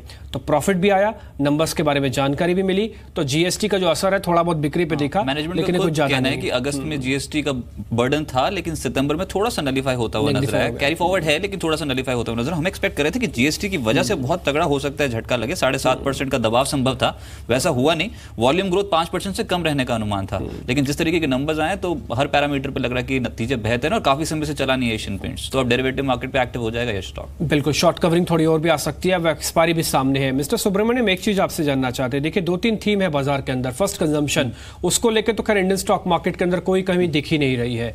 दूसरा इन्वेस्टमेंट का है जो थोड़ा अभी कमजोर है, फॉरेन इंस्ट्रूमेंट भी कमजोर है। लेकिन ये कंजम्पशन में ये पेंट वाला सेगमेंट है, ये कितना ल्यूक्रेटिव और कितना बेनिफिशियरी आपको लग रहा है? बहुत बढ़िया लग रहा है, क्योंकि वैल्यूएशंस मानते हैं कि बहुत हाई लेवल्स पे है, बट फिर भी देखिए ये मेन क्या है, इसमें पेंट का जो सेगमेंट आप बता रहे हैं, इसके ऊपर 2 डिमांड की चीज है। एक तरफ हाउसिंग और दूसरी तरफ ऑटोमोबाइल्स। दोनों में पेंट का एक बहुत बड़ा इंपॉर्टेंट रोल है, क्योंकि जब भी हाउसेज और कार बिकते हैं तो ऑटोमेटिकली पेंटिंग का तो एक इंपॉर्टेंट ये रहता है। तो ओवरऑल इकोनॉमी की ग्रोथ में आप देखेंगे these are the 2 segments, consumer durable segment में आते हैं ये, और ये रेट सेंसिटिव सेगमेंट्स है। यानी जब भी इंटरेस्ट रेट्स लो ट्रेंड पे होती है और लेंडिंग रेट्स भी कम हो रही है मार्केट में, तो ऑटोमेटिकली कंज्यूमर ड्यूरेबल्स सेगमेंट में डिमांड बढ़ता जाएगा। तो definitely paints is a lead indicator of the demand in the housing and consumer durable segment. So definitely आप ये पेंट का डिमांड देख रहे हैं तो automatically it is an order book of this paint companies which is more important as a lead indicator की consumer durable segment में आप डेवलपमेंट देखेंगे। तो ये बहुत अच्छा एक सेक्टर है जहां पे आपको एक दो वैल्यूएशंस आर हाई, एक अच्छी लॉन्ग टर्म में रिटर्न्स भी पाने की एक गुंजाइश रख सकते हैं हम। चलिए, और सीरीज के उच्चतम स्तर पे आ गया एशियन पेंट, 3.5% की मजबूती है, लेकिन बर्जर साथ साथ देख लीजिए ये भी 3.5% ऊपर है। पूरा ही पेंट सेक्टर इस समय बज कर रहा है। एक बार किरण आप बर्जर का चार्ट देख के बताएं, ये स्टॉक भी एशियन पेंट्स के नतीजों के बाद एक्टिव हो गया सर? बिल्कुल, बहुत ही स्ट्रॉन्ग चार्ट पैटर्न देखने को मिल रहा है और जिस तरीके के वॉल्यूम्स आज क्लॉक किए हैं वो काफी सराहनीय है। उसने बर्जर ने पहले तो करीबन 10:30 बजे बहुत अच्छे वॉल्यूम्स के साथ एक मूव दी थी, उसके बाद अभी कंटिन्यूएशन देखने को मिल रहा है। तो मेरा मानना है कि ये 290 इसी सीरीज में देखने को मिल जाना चाहिए rate. Good set of numbers. तो एशियन पेंट, बर्जर पेंट दोनों पे कन्विक्शन ठीक दिख रहा है, फंडामेंटल व्यू पॉजिटिव दिख रहा है, टेक्निकल व्यू पॉजिटिव दिखा, अच्छा लग रहा है ये कंजम्पशन वाली थीम को देखते हुए कि हाँ भारत अभी भी अपनी कंजम्पशन स्टोरी को लेकर बाजार से कहीं नंबर्स को लेकर निराशा नहीं मिल रही है। तो ये अच्छी चीज़ है और ये शायद हो सकता है आगे चल के अपना और इमीडिएट इफेक्ट भी दिखाए। तो खैर नंबर्स के बेसिस पर दोनों शेयर अच्छे चले हैं। आज बैंकिंग का दिन, आज बेहतर नंबर्स लेके आने, थोड़ी देर पहले ना रेडिको खैतान के भी नंबर्स आए हैं। हालांकि नंबर्स मार्केट की उम्मीद के मुताबिक तो नहीं रहे, प्रॉफिटेबिलिटी बढ़ी है इनकी भी, 28 करोड़ रुपए के आसपास का प्रॉफिट दिखाया, लेकिन ये शेयर थोड़ा कमजोर हो गया उस नंबर्स के बाद रेडिको खैतान के। सुनील, आपसे ही जानना चाहता हूँ ये रेडिको खैतान पे आपकी रिकमेंडेशन क्या है? सुनील धमानी, आपसे है ये सवाल मेरा।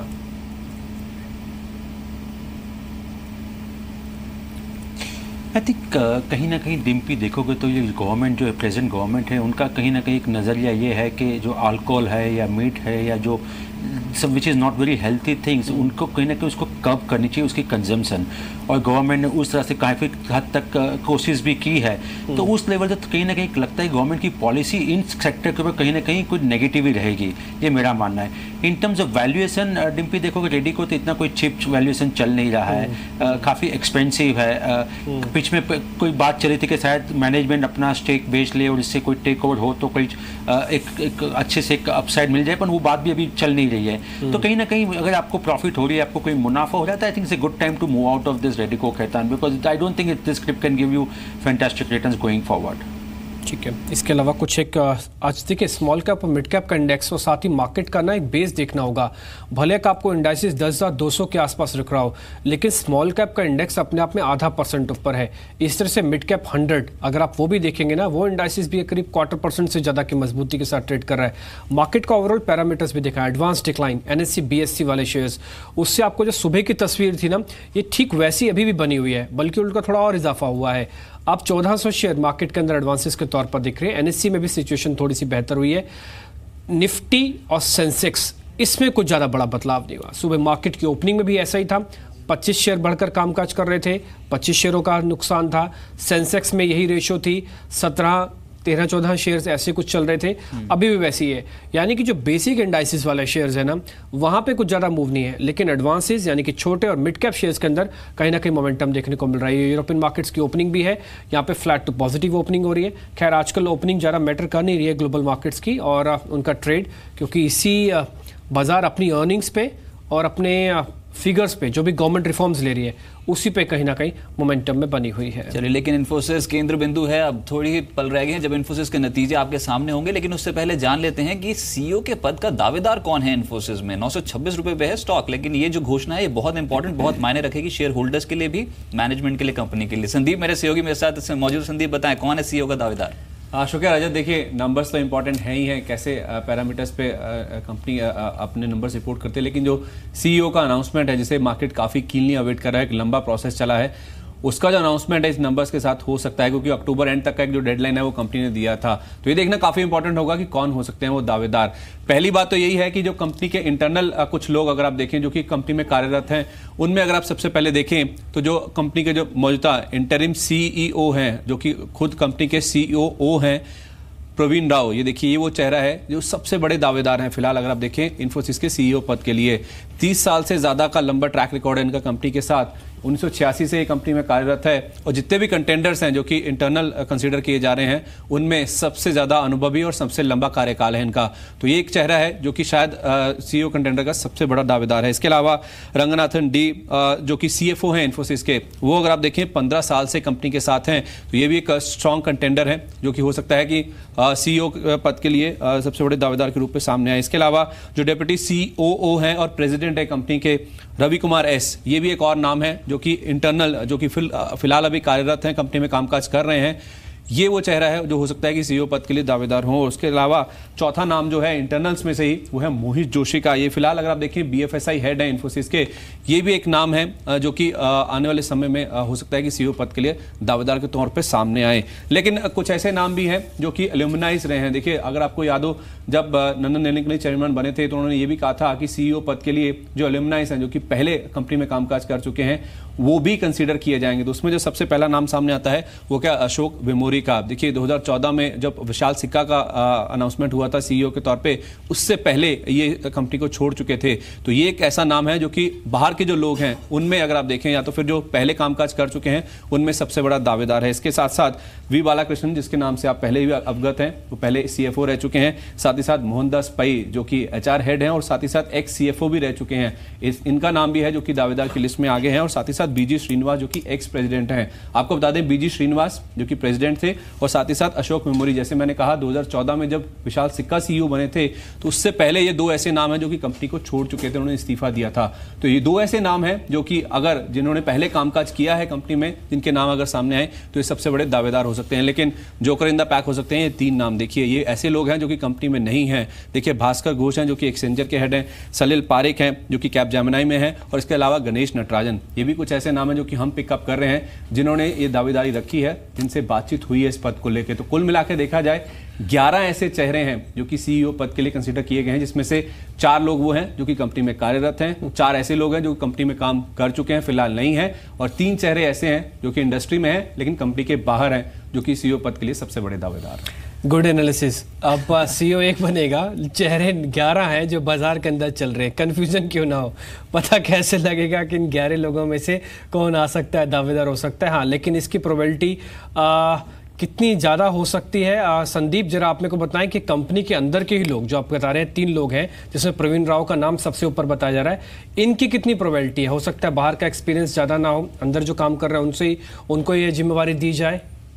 देखिए, सबसे बड़ी बात यह है कि प्रवीण राव जिनकी बात आप कर रहे हैं, ये इंटरिम सीईओ हैं, ये कार्यरत हैं फिलहाल अगर आप देखें इंटरिम तौर पे ही, लेकिन इनका कार्यकाल कंपनी के साथ सबसे लंबा है। 1986 से ये कंपनी के साथ कामकाज कर रहे हैं, 30 साल से ज्यादा का अनुभव है इनका इन्फोसिस के साथ। तो ये सबसे प्रबल दावेदार है। अगर कंपनी के अंदर से ही किसी चेहरे को चुनना है, अगर ऐसी बातचीत सहमति बन जाती है कि अंदर से ही होंगे सीईओ कंपनी के अंदर से ही, तो ये सबसे बड़े दावेदार हैं। लेकिन अगर कंपनी में जो पहले कामकाज कर चुके हैं, तो उसमें जैसे मैंने कहा, एक तो अशोक विमोरी और उसके साथ साथ बीजी श्रीनिवास, ये कुछ ऐसे नाम हैं जो कि कंपनी के साथ पहले कामकाज कर चुके हैं, अभी नहीं है, इस्तीफा दे चुके हैं। लेकिन अगर एल्यूमिनाइज को भी कंसीडर किया जाता है जो पहले काम कर चुके हैं, तो ये 2 ऐसे नाम हैं। तो कुल मिलाकर देखा जाए 11 में से 3 ऐसे कंटेंडर्स हैं जिनकी प्रोबेबिलिटी ज्यादा नजर आती है। और छोटा कर दिया आपने, बेहतर बता दिया हमको। 11 नाम में से आपने और फिल्टर लगा के जो हमको क्लियर किया, ये ज्यादा बेहतर है। प्रवीण राव जो एक्टिंग सीईओ हैं, सीईओ हो सकते हैं, एक्टिंग वर्ड हट जाएगा अब इनमें से, और अगर नहीं होंगे तो दूसरे वेरमुली जो दूसरे नाम है ये भी आ सकते हैं एलिमिनी में से। शुक्रिया आपका ये बताने के लिए संदीप, बेहतर एनालिसिस है। 11 से फिल्टर लगा के आपने 3 नाम भी हमको करके बताए, और उम्मीद करते हैं शायद ऐसा ही सीईओ का नाम भी आ जाए और जी बिजनेस की खबर पर फिर से मोहर लग जाए। एक और शेयर आप देखिए, जीवी के पावर, थोड़ी देर पहले इसमें भी एक खबर आई थी। खबर ये आई थी कि इन्होंने बोली लगाई थी नवी मुंबई एयरपोर्ट के लिए, जो कि मंजूर हो गई है। ये शेयर 8 रुपये का था जुलाई में, अक्टूबर आते आते 15 रुपये का हो गया। मैं इसके प्राइसिंग पे नहीं जानना चाहता, 8 रुपये का शेयर 15, पता नहीं कितने शेयर हुए होंगे। क्या तस्वीर बदल जाएगी नवी मुंबई की एयरपोर्ट के साथ इनकी? क्योंकि बोली एक्सेप्ट हुई है, जीत जाए तो शायद फ़ायदा भी मिल जाए। मिस्टर दमानी, आपसे व्यू चाहता हूँ। जीवी के पावर ये सर्किट पे चल रहा है कई दिनों से, 8 से 14 हो चुका है, आपकी राय सर इस शेयर पे?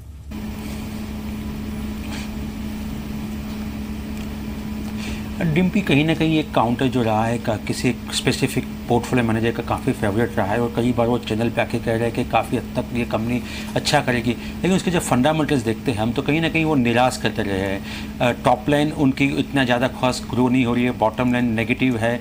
अभी ये जो न्यू बॉम्बे का जो प्रोजेक्ट मिल रहा है, आई थिंक उसकी जो बेनिफिट्स आएंगी कहीं ना कहीं 5-6 साल के बाद उसकी बेनिफिट्स उनकी आते जाएंगी, और बेनिफिट्स पॉजिटिव होगी नेगेटिव होगी कहना बहुत मुश्किल है। हमने देखा है बॉम्बे एयरपोर्ट भी जो उन्होंने बनाया था जीवी के नहीं बना है, पर जब तभी जब लग रहा था कि काफ़ी हद तक उनको मुनाफा होगा, उतना मुनाफा दिख नहीं रहा उनकी बैलेंस शीट में। तो कहीं ना कहीं जब लगता है कि ऐसी न्यूज़ आती है, स्क्रिप्ट स्पॉट हो जाती है, तो एक जो हिस्टोरिकल जो ट्रेंड बताता है कि उसी समय पे आपको buy on rumour and sell on news, तो कहीं ना कहीं ऐसा बनता है कि आपको बेच देना चाहिए इस कंपनी में। यस, इंफ्रास्ट्रक्चर की उम्मीद है काफ़ी हद तक है, गवर्नमेंट भी जो भारतमाला की जो बातें कर रही है काफ़ी हद तक उनको एक मुनाफा मिल सकता है, बेनिफिट मिल सकता है।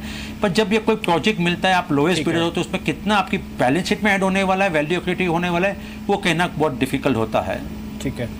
मिस्टर सुब्रमण्यम, एक चीज और बताइए, 1 दिसंबर से ना करीब 9 राज्य ऐसे होंगे जहां पे फर्टिलाइजर पे डीबीटी सरकार कर देगी। ये सरकार की योजना है। आप देखिए आज से उससे जुड़े हुए शेयर, स्पिक, सदर्न पेट्रोकेमिकल्स, ये 18% ऊपर, मद्रास फर्टिलाइजर ये 15% ऊपर, चंबल ऊपर, फैक्ट ऊपर, सभी शेयर्स करी अच्छी बढ़त दिखा रहे हैं।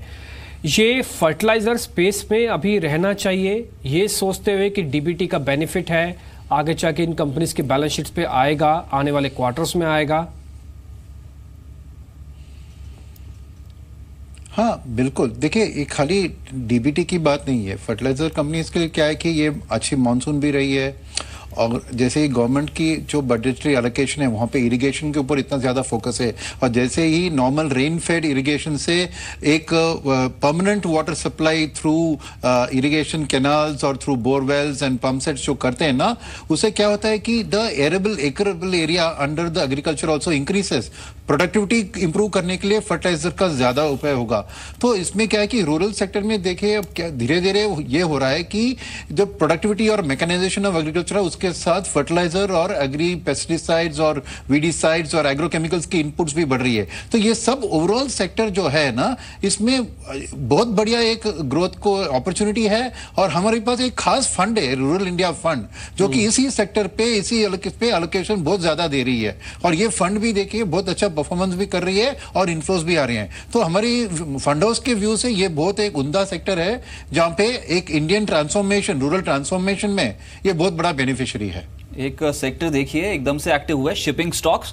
शिपिंग कॉर्पोरेशन ऑफ इंडिया दिन के उच्चतम स्तर पे है, और मार्केटर में एकदम से खरीदारी आई है पिछले आधे घंटे में बहुत स्ट्रांगली, वो भी वॉल्यूम्स के साथ। एक बार किरण ये दोनों चार्ट्स देख के बताएं, शिपिंग कॉर्पोरेशन और मार्केटर।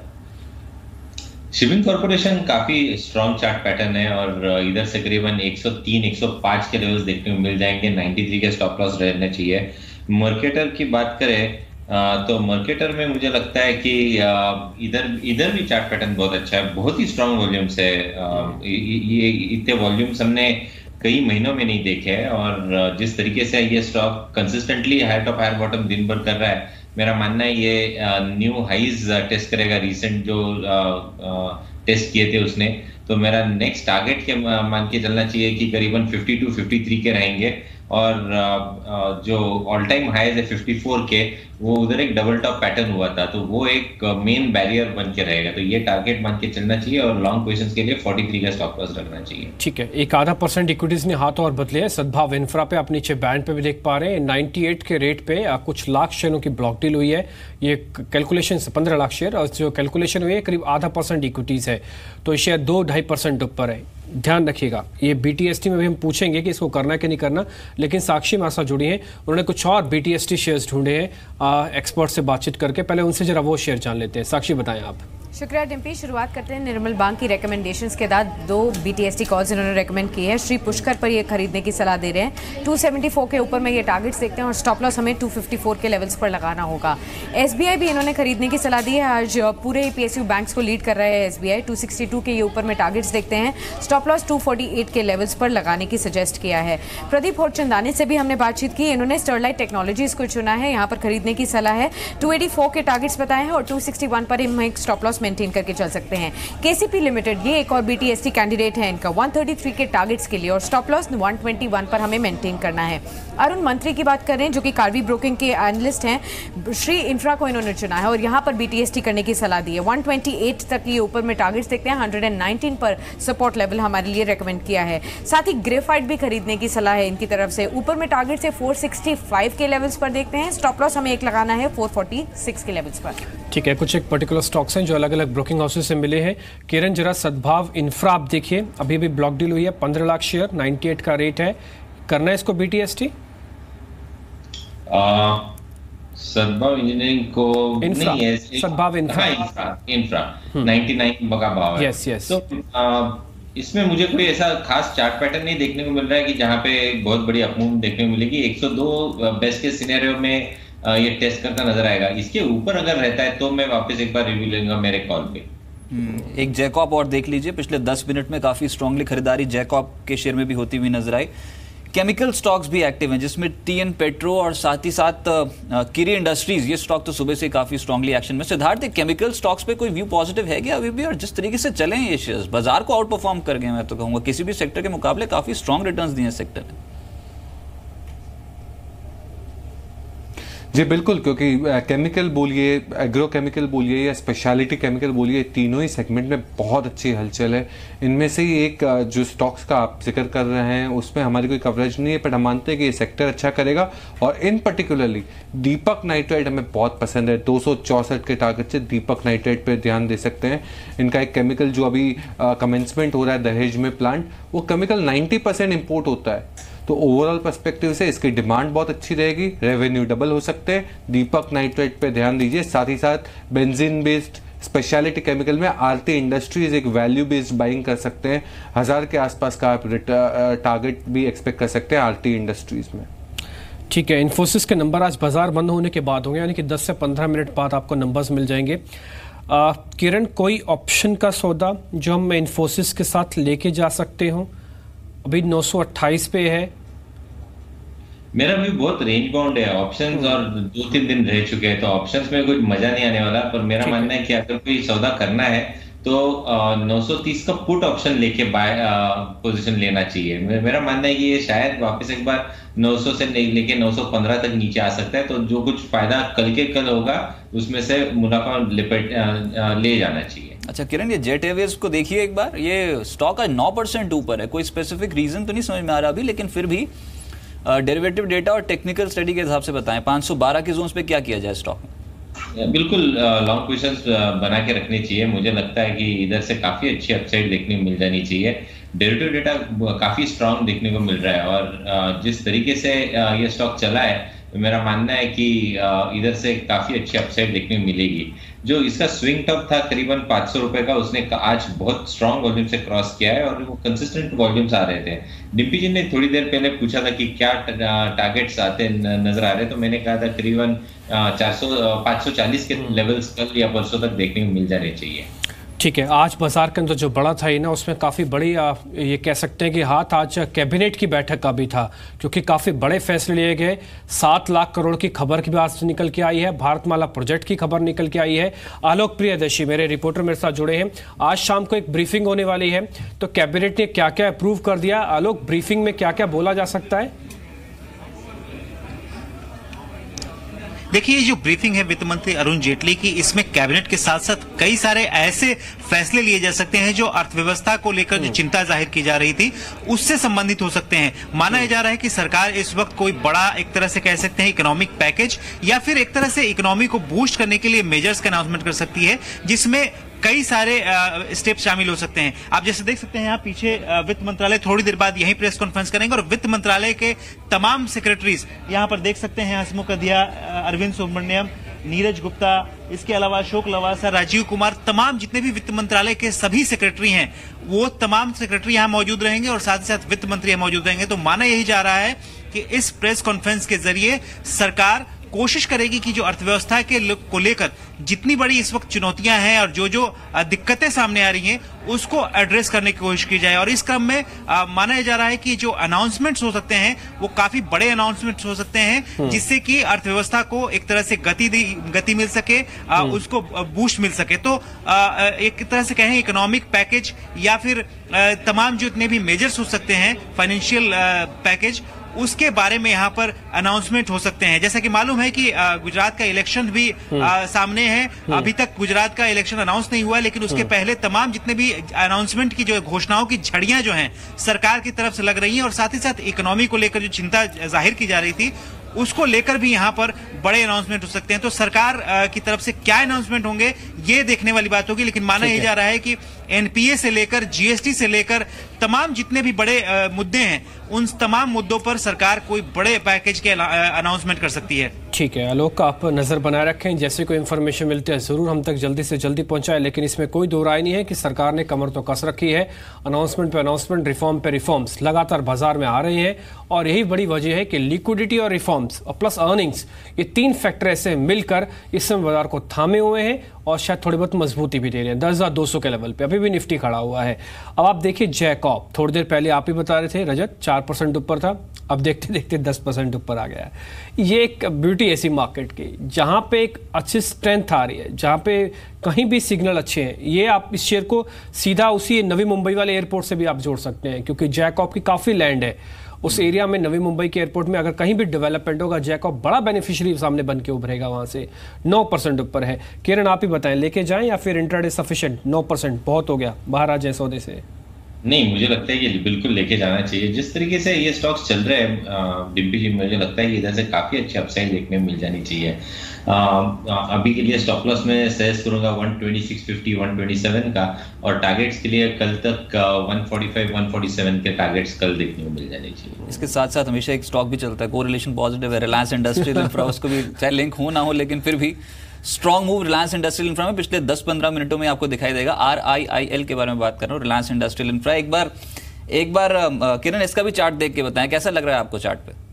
बिल्कुल, यहाँ पे भी डिमांड देखने को मिल रहा है, पर उतना कन्विक्शन नहीं जितना जैकॉब का है। पर इधर अगर लॉन्ग पोजीशंस कोई लेता है तो 528 का स्टॉप लॉस रहेगा, और टारगेट्स के लिए मैं सजेस्ट करूंगा लेवल्स करीबन 551 के 550। ठीक है, आज भले इंडाइसिस रेंज में हो, लेकिन ऐसा कुछ हो रहा है कि क्या छोड़ें क्या दिखाएं, ये ऐसा कुछ दिख रहा है। सिर्फ एक फार्मा का आप छोड़ दीजिए, IT को छोड़ दीजिए बस, और थोड़ा बहुत ऑटो, अगर इस 3 सेक्टर्स को छोड़ना चाहते हैं। अदरवाइज किसी सेक्टर में आपको कहीं ना कहीं अच्छा प्ले ऐसे शेयर्स दिख जाएंगे जिनमें 15-15 20-20% तक का राइज भी है, उनमें खबर भी है, उनमें स्टोरी भी है। एडवांस डिक्लाइन भी यही पोजीशंस बता रही है। आप स्मॉल कैप इंडेक्स को देखिए, करीब 0.5% ऊपर है। आप मिड कैप को देखिए, करीब 0.25% से ऊपर है। बैंक निफ्टी जो विलन होता है आज हीरो है, आज सेवर है एक्चुअली, मैं ये कहूँगा। और 24,200 ये अपनी 200 पॉइंट की रेंज को ना जोड़ रहा है। पहले इसने 24,000 बचाया, अब 24,200 को बचा के आज क्लोजिंग करने की तैयारी कर रहा है। अब खैर एक्सपायरी का भी हमको वेट है कि एक्सपायरी में सौदे की कटान कहां पे होती है, लेकिन नो डाउट अच्छा बेस आज बाजार ने क्रिएट कर लिया इस एक्सपायरी से पहले। 1-2 शेयर्स और देखिए, आप देख सकते हैं SCC, ये भी शेयर करीब 6% ऊपर। आज हमने मार्केट से 10 में शेयर दिया था, SCC 6%। सुनील दवानी आपसे होगा ये क्वेश्चन, SCC भी होल्ड करें अभी?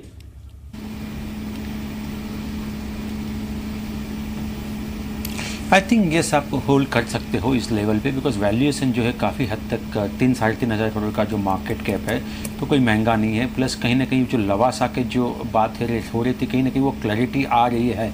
इस लेवल में आपको कोई नुकसान नहीं होगा अगर आप होल्ड करके रखते हो, पर लेकिन फ्रेश परचेस करने की मैं सलाह नहीं दूंगा। ये पेट्रोकेमिकल शेयर्स अभी थोड़ी देर पहले ही बहुत स्ट्रॉन्ग खरीदारी हुई, जिसमें सदर्न पेट्रो है, स्पिक इस स्टॉक में तेजी है, और दूसरा है कोठारी पेट्रो, इसमें भी तेजी। और तमिलनाडु पेट्रो तो मैं ऑलरेडी बोल चुका हूँ, ये स्टॉक्स लगभग 18% कोठारी पेट्रो जिसमें खरीदारी होती हुई नजर आई है। एक बार किरण फटाफट से इनमें से कोई भी स्टॉक अगर आपको लग रहा हो BTST हो सकता है? TN पेट्रो रहेगा, तमिलनाडु पेट्रो। मुझे लगता है कि इधर बहुत ही स्ट्रांग चार्ट पैटर्न है, एक बहुत अच्छा कंसोलिडेशन जो कि 1.5 महीने का कंसोलिडेशन का ब्रेकआउट मिल चुका है। स्टॉप लॉस रहेगा, अभी ट्रेड कर रहे हैं 77 पे, 74 का स्टॉप लॉस, और टारगेट्स के लिए आप करीबन अगर 3 दिन लेते हैं तो करीबन 88 से 95 के टारगेट देखने को मिल सकते हैं। ठीक है, एक शेयर और देखिए, हमारी ग्रुप की कंपनी है वो डिश टीवी। ये भी कई दिनों से रुका हुआ था शेयर, लेकिन आज बाजार के इस बढ़त के अंदर इसने भी पार्टिसिपेट करना शुरू किया और ऑलमोस्ट अब ये भी डे हाई की तरफ क्लोज करने की तैयारी कर रहा है, करीब 2% ऊपर है। ये कुछ वैसा ही मार्केट अब बन रहा है। खैर डिश टीवी की मोनोपोली इसलिए भी होती है क्योंकि इन्होंने वीडियोकॉन को भी एक्वायर कर लिया। अब आने वाले क्वार्टर्स शायद डिश टीवी के लिए बहुत बेहतर रह सकते हैं। एक बार आपकी रिकमेंडेशन चाहिए इस पे सुनील। ये पूरा सेगमेंट कहीं ना कहीं कंसोलिडेट कर रहा है, इसमें प्लेयर वैसे भी बहुत कम थे, अपोली मार्केट था ये। डिश टीवी मैं कंपनी तो नहीं पूछ रहा, लेकिन ये पूरा सेगमेंट बजिंग है, टेक्नोलॉजी का कुछ ज्यादा नुकसान तो नहीं। मुझसे क्वेश्चन जी मिस्टर सुब्रमण्यम, आपसे है सवाल। अच्छा, तो क्वेश्चन क्या है? मीडिया के बारे में पहले ही मैंने बताया था कि मीडिया और इससे जुड़े हुए और जो कंपनीज है जैसे कि डिश टीवी और इस तरह की और कुछ कंपनीज, उस पर आपका व्यू चाहिए था। नहीं, डेफिनेटली देखिए, एक तरफ ये है कि जो जिसका रूरल नेटवर्क्स हो, जो मीडिया में अब स्टोरी एंटरटेनमेंट बता रहे हैं, ज्यादातर कंजम्पशन सेक्टर आप देखते हैं कि एक अर्बन ओरिएंटेड कंजम्पशन सेक्टर होती है, मगर मीडिया और एंटरटेनमेंट में ऐसा चीज है कि रूरल और सेमी अर्बन सेक्टर्स में ही फास्टेस्ट ग्रोथ है, और जिनका नेटवर्क बहुत फैला हुआ है उनका तो बहुत बड़ा एक फ्यूचर ग्रोथ पोटेंशियल बढ़िया है। बिकॉज मीडिया ऐसा एक स्पेस है जो खाली अर्बन में नहीं है, बट फुल इंडिया में, जैसे रूरल, सेमी अर्बन, अर्बन सभी सेक्टर्स में आप देख सकते हैं। और यहाँ पे क्या है कि उनके लिए दो चीज होते हैं, एजिंग पीपल का जो कहते हैं ना कंटेंट बेस्ड प्रोडक्शन, वो उनके कारण ये बहुत बड़ा एक फ्यूचर बेनिफिशियरी है। ठीक है, मार्केट क्लोजिंग की तरफ बढ़ रहा है। डिश टीवी 2% ऊपर है। आज के हीरो जल्दी से दिखाइए। आज के जो हीरो हैं उसमें रियल एस्टेट काउंटर्स थोड़े कम होंगे आज आपको कंजम्पशन वाली थीम वापस चल रही है। जेट एयरवेज करीब 9% ऊपर। इसके अलावा प्रोजोन इंडिया सर्किट की तरफ बढ़ गया। वर्धमान पॉलिश सर्किट की तरफ है, और हिंदुस्तान नेशनल ग्लास ये करीब 5-5.5% की मजबूती के साथ है। आज जिन कंपनीज के रिजल्ट थे उसमें जी एंटरटेनमेंट ने कमाल किया अपने नंबर्स के साथ। गाइडेंस अच्छी मिल गई, मैनेजमेंट ने जो हमको दी। 6% शेयर ऊपर है। चंबल फर्टिलाइजर 1.5% ऊपर, और HDFC बैंक ने ज्यादा नुकसान नहीं पहुंचाया। भारतमाला प्रोजेक्ट के फेज 1 को जो मंजूरी मिली है उसका फायदा मिल रहा है। NCC 7% ऊपर, SCC 6% ऊपर, IRB चला, जैकॉप आप चल गया आज नवी मुंबई की चक्कर से। और आप देखिए रियल एस्टेट शेयर्स के अंदर, हालांकि छोटी पॉकेट्स वाले शेयर्स ही चल रहे हैं, उसमें शोभा 2-3 दिन से चल रहा है, ये आज 4% ऊपर है।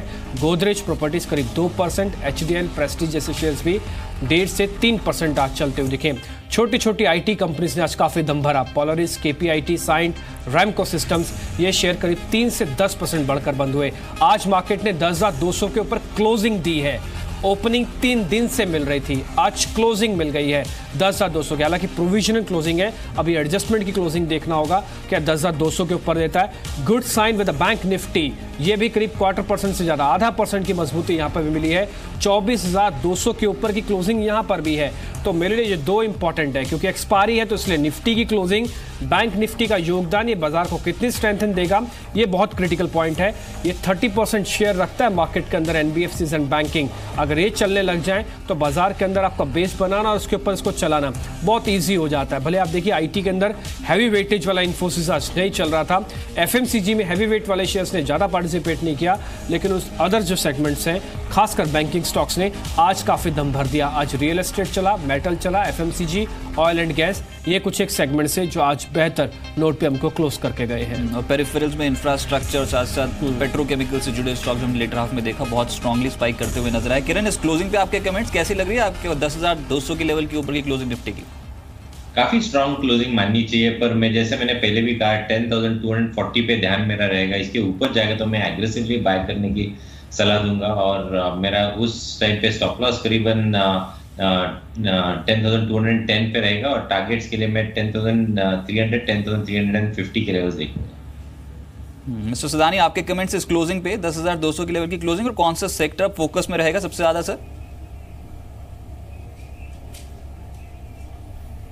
देखिए, हम मानते हैं कि यहाँ पे स्पेशलिटी केमिकल स्पेस बहुत ज़्यादा फोकस में रह सकता है आने वाले समय में, और कंजम्पशन स्टोरीज की जो थीम है ये दो फोकस में रहना चाहिए। मार्केट के इंडेक्स की अगर बात करें तो अच्छी क्लोजिंग है, हम मानते हैं यहाँ सस्टेन करे वो बहुत ज़्यादा इंपॉर्टेंट है। रिजल्ट सीजन चालू है, हम मानते हैं जैसे ही रिजल्ट सीजन खत्म होने आएगा उसके बाद मार्केट में एक अच्छा मोमेंटम बन सकता है। अभी तक स्टॉक स्पेसिफिक मूव्स रहेंगे। ठीक है, सिद्धार्थ सदानी हमारे साथ आप बने रहेंगे, और साथ ही साथ हमारे साथ बने रहेंगे सुनील भी, और हमारे साथ ये भी हम एक्सपर्ट से ये भी समझेंगे कि इन्फोसिस के नंबर्स पे और हमको करना क्या है। किरण से हम टेक्निकल व्यू भी जानेंगे, इसलिए किरण आप भी हमारे साथ बने रहिएगा। मिस्टर सुब्रमण्यम, शुक्रिया आपका आज समय देने के लिए, हमको बताने के लिए कि बाजार पे एक म्यूचुअल फंड्स, एक सुलझाव म्यूचुअल फंड्स की सोच क्या कहती है। सबसे ज्यादा फोकस जो रहने वाला है वो है इन्फोसिस पे, क्योंकि कुछ ही देर में नतीजे जारी हो जाएंगे, और जी बिजनेस पे सबसे बड़ी कवरेज आप इन्फोसिस की देख पाएंगे रिजल्ट्स की। 924 के लेवल की क्लोजिंग है आज, लगभग 1.5% के आसपास की गिरावट देखने को मिली। लेकिन ये बता दूं कि आज जो भी सेट ऑफ रिजल्ट्स होंगे जो बाजार क्लोजली ट्रैक कर रहा है वो है CEO के नाम की घोषणा। अगर यहां पर आज इन्फोसिस कर देता है, मैनेजमेंट कर देती है, तो वो एक बहुत बड़ा डोज इन्फोसिस के लिए, शेयर धारकों के लिए बनेगा। 3% आय में बढ़ोतरी क्वार्टर ऑन क्वार्टर बेसिस पे 17,570 करोड़ की फिगर हम एक्सपेक्ट कर रहे हैं, और जो मुनाफा है वो हम एक्सपेक्ट कर रहे हैं कि आधा फीसदी 3500 करोड़ रुपए यहां पर जो है वो कंपनी पोस्ट कर सकती है। मेरे साथ किरण यादव साहब मौजूद हैं, साथ साथ इनफैक्ट किरण यादव साहब ही मेरे साथ इसमें मौजूद हैं फिलहाल। किरण, ये जो आज एक टेक्निकल क्लोजिंग हुई है 927 के जोन्स पे। आपको ये शेयर फिलहाल टेक्निकल पैटर्न्स के हिसाब से कैसा लग रहा है? देखिए, इधर मुझे लगता है कि इधर 920 922 पे बहुत अच्छा सपोर्ट है। अगर ये निकल जाता है तभी एक वीकनेस आएगी और ये फिर फिसलता नजर आएगा 910 और 900 के लेवल्स तक। तो अनाउंसमेंट के बाद अगर ये 920 के नीचे ट्रेड कर रहा है तो बाजार को पसंद नहीं आया नया सीईओ। उसके ऊपर अगर क्लोजिंग आता है तो मैं कहूंगा न्यूट्रल है, पर अगर 940 के ऊपर चलता है तो बाजार को सीईओ बहुत पसंद आया, ऐसा मानना चाहिए। चलिए, ये तो आपने बेट लगा दी कि सीईओ के नाम के ऊपर बाजार में इन्फोसिस का शेयर कितना चलेगा। लेकिन कुछ बारीकियां मैं बता दूं, सिर्फ रिजल्ट्स की बारीकियां, उसके बाद मैं जानूंगा कि सीईओ के पद के दावेदार जो हैं उसमें प्रोमिनेंटली कौन सामने है संदीप से। लेकिन फिलहाल जो रिजल्ट्स हैं उनको ट्रैक करते हैं जो आ सकते हैं। उसमें मुनाफा मैंने बताया कि आधे फीसदी के आसपास की ग्रोथ दिखेगी क्वार्टर क्वार्टर बेसिस पे। कोई बहुत बड़ा जंप हम एक्सपेक्ट नहीं कर रहे हैं। 3500 करोड़ रुपए इन्फोसिस डिलीवर करेगा। हालांकि ये जो डॉलर रेवेन्यू है इसमें 3% की बढ़त देखने को मिल सकती है। 273 करोड़ रुपए डॉलर की फिगर जो है वो इन्फोसिस दर्ज करेगा क्वार्टर 2 में, ऐसा एक्सपेक्टेशन है। और 3% की ग्रोथ रहेगी क्वार्टर क्वार्टर बेसिस पे। एबिट यानी कि ऑपरेटिंग मुनाफा, इसमें गिरावट रहेगी 1.5% के आसपास की, और जो फिगर आ सकती है वो है 4050 करोड़ की। इसके अलावा परसेंटेज वाइज अगर देखें तो मार्जिन पिक्चर थोड़ी सी बिगड़ेगी। 23.3% हम एक्सपेक्ट कर रहे हैं कि क्वार्टर क्वार्टर बेसिस पे मार्जिन थोड़े स्लिप होंगे। 24.1% के मुकाबले थोड़ा सा हल्का सा दबाव देखने को मिल सकता है। अब इंपॉर्टेंट ट्रिगर पॉइंट्स जो हाईलाइट्स रहेंगे उसमें FY18 के लिए कांस्टेंट करेंसी आय ग्रोथ जो है वो इन्फोसिस ने 6.5% से 8.5% की रखी है। FY18 में जो डॉलर एडेड गाइडेंस है उसको भी बरकरार बढ़ा दिया गया था 7.1% से 9.1% के बीच। लेकिन ये इंपॉर्टेंट है कि डॉलर इंडेक्स जो लगभग 4% करेक्ट हो चुका है बीती तिमाही में, और जो क्रॉस करेंसी से मार्जिन में लगभग आधे फीसदी से 0.7% के आसपास का इंपैक्ट पॉजिटिव साइड पे इन्फोसिस में डिलीवर हो सकता है। तो ये कुछ ऐसे हाईलाइट फैक्टर्स रहेंगे। और आखिर में ऑब्वियसली यहाँ पर वेतन बढ़ोतरी और BFSI और साथ ही साथ जो क्लाइंट एक्विजिशंस होती हैं वो कितना इंपैक्ट डालेंगे नतीजों पे, वो इंपॉर्टेंट रहेगा। लेकिन सबसे बड़ी इंपॉर्टेंट अनाउंसमेंट सीईओ का पद कौन संभालेगा और उसकी एक्सपेक्टेशंस क्या है मार्केट्स पे, उस पे जानते हैं। संदीप मेरे सहयोगी मेरे साथ मौजूद है। संदीप बताएं, सीईओ का प्रबल दावेदार कौन है अभी? देखिए, नंबर्स तो इंपॉर्टेंट रहेंगे, कैसे अनाउंसमेंट आता है। एक तो नंदन निलेकनी जो नए चेयरमैन बने उनकी आउटलुक, उनकी कमेंट्री क्या होती है, और उसके साथ साथ नए सीईओ का अनाउंसमेंट। अक्टूबर एंड तक उन्होंने गाइडेंस दिया था कि जो चयन है वो हो जाएगा, और अब जो चेहरे हैं वो काफ़ी इंटरेस्टिंग है। कौन दावेदार है उनकी बातचीत अगर आप करें तो 3 सेट ऑफ पीपल हैं एक्चुअली। एक तो वो जो कि कंपनी में ही फिलहाल कार्यरत हैं, जिसमें सबसे पहला और प्रबल दावेदार जो है वो है प्रवीण राव। फिलहाल ये कंपनी के इंटरिम सीईओ हैं और इनफैक्ट COO भी हैं फिलहाल कंपनी के, जो कि इनका एक्चुअल पद है। एक्टिंग CEO के तौर पे हैं ये, लेकिन इनका जो ट्रैक रिकॉर्ड है काफ़ी लंबा है। 1986 से ये कंपनी में कार्यरत हैं। 30 साल से ज़्यादा का लंबा ट्रैक रिकॉर्ड है। और अगर आप दावेदारी की बात करें तो एक ऐसा चेहरा, एक ऐसा नाम है जो कि सबसे प्रबल दावेदार आपको नजर आएगा जहां तक इस सीईओ की बात है, अगर कंपनी के अंदर से ही चुनना हो। इसके अलावा रंगनाथन डी जो कि CFO हैं फिलहाल कंपनी के, ये भी एक प्रबल दावेदार हैं जो कि सीईओ के जो दावेदारी है उसमें काफ़ी आगे चल रहे हैं। साथ ही साथ रवि कुमार S जो कि प्रेसिडेंट है और डिप्टी COO हैं कंपनी के फिलहाल, इनका नाम भी है जो कि सीईओ की जो दावेदार की लिस्ट तैयार हुई है उसमें सबसे आगे आपको नजर आएगा। साथ ही साथ मोहित जोशी जो कि BFSI के हेड हैं फिलहाल इन्फोसिस में।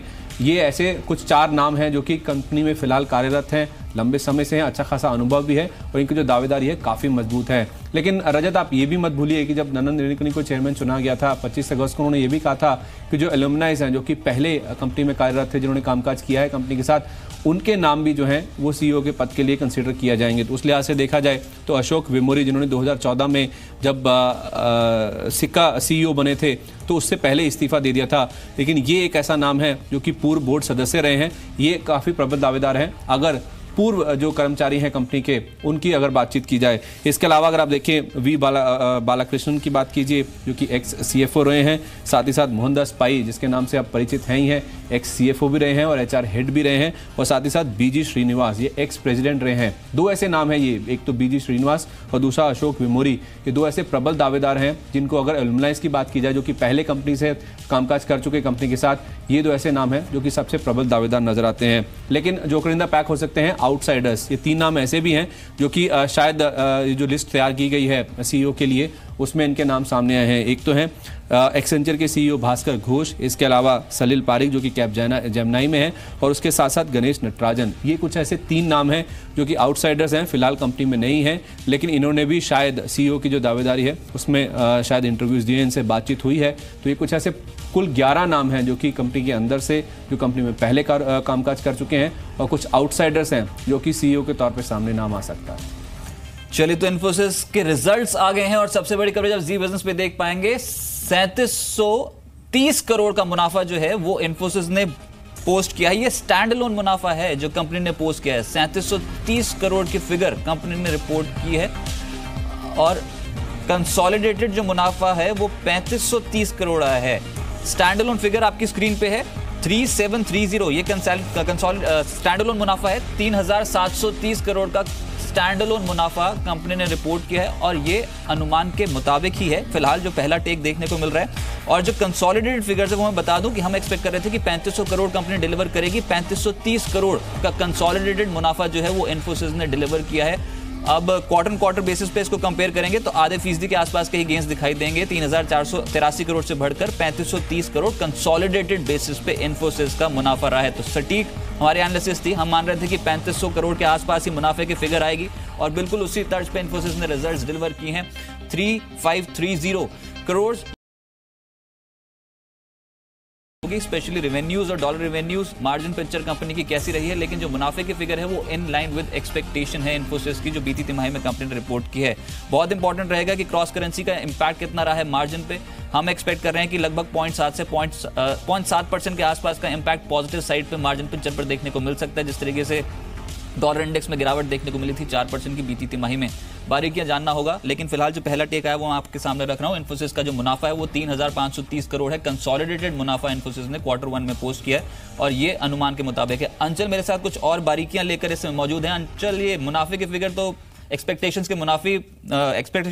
देखने को मिल रही है मुताबिक ही, लेकिन ये टॉप लाइन और साथ साथ मार्जिन पिक्चर कैसे रही कंपनी की?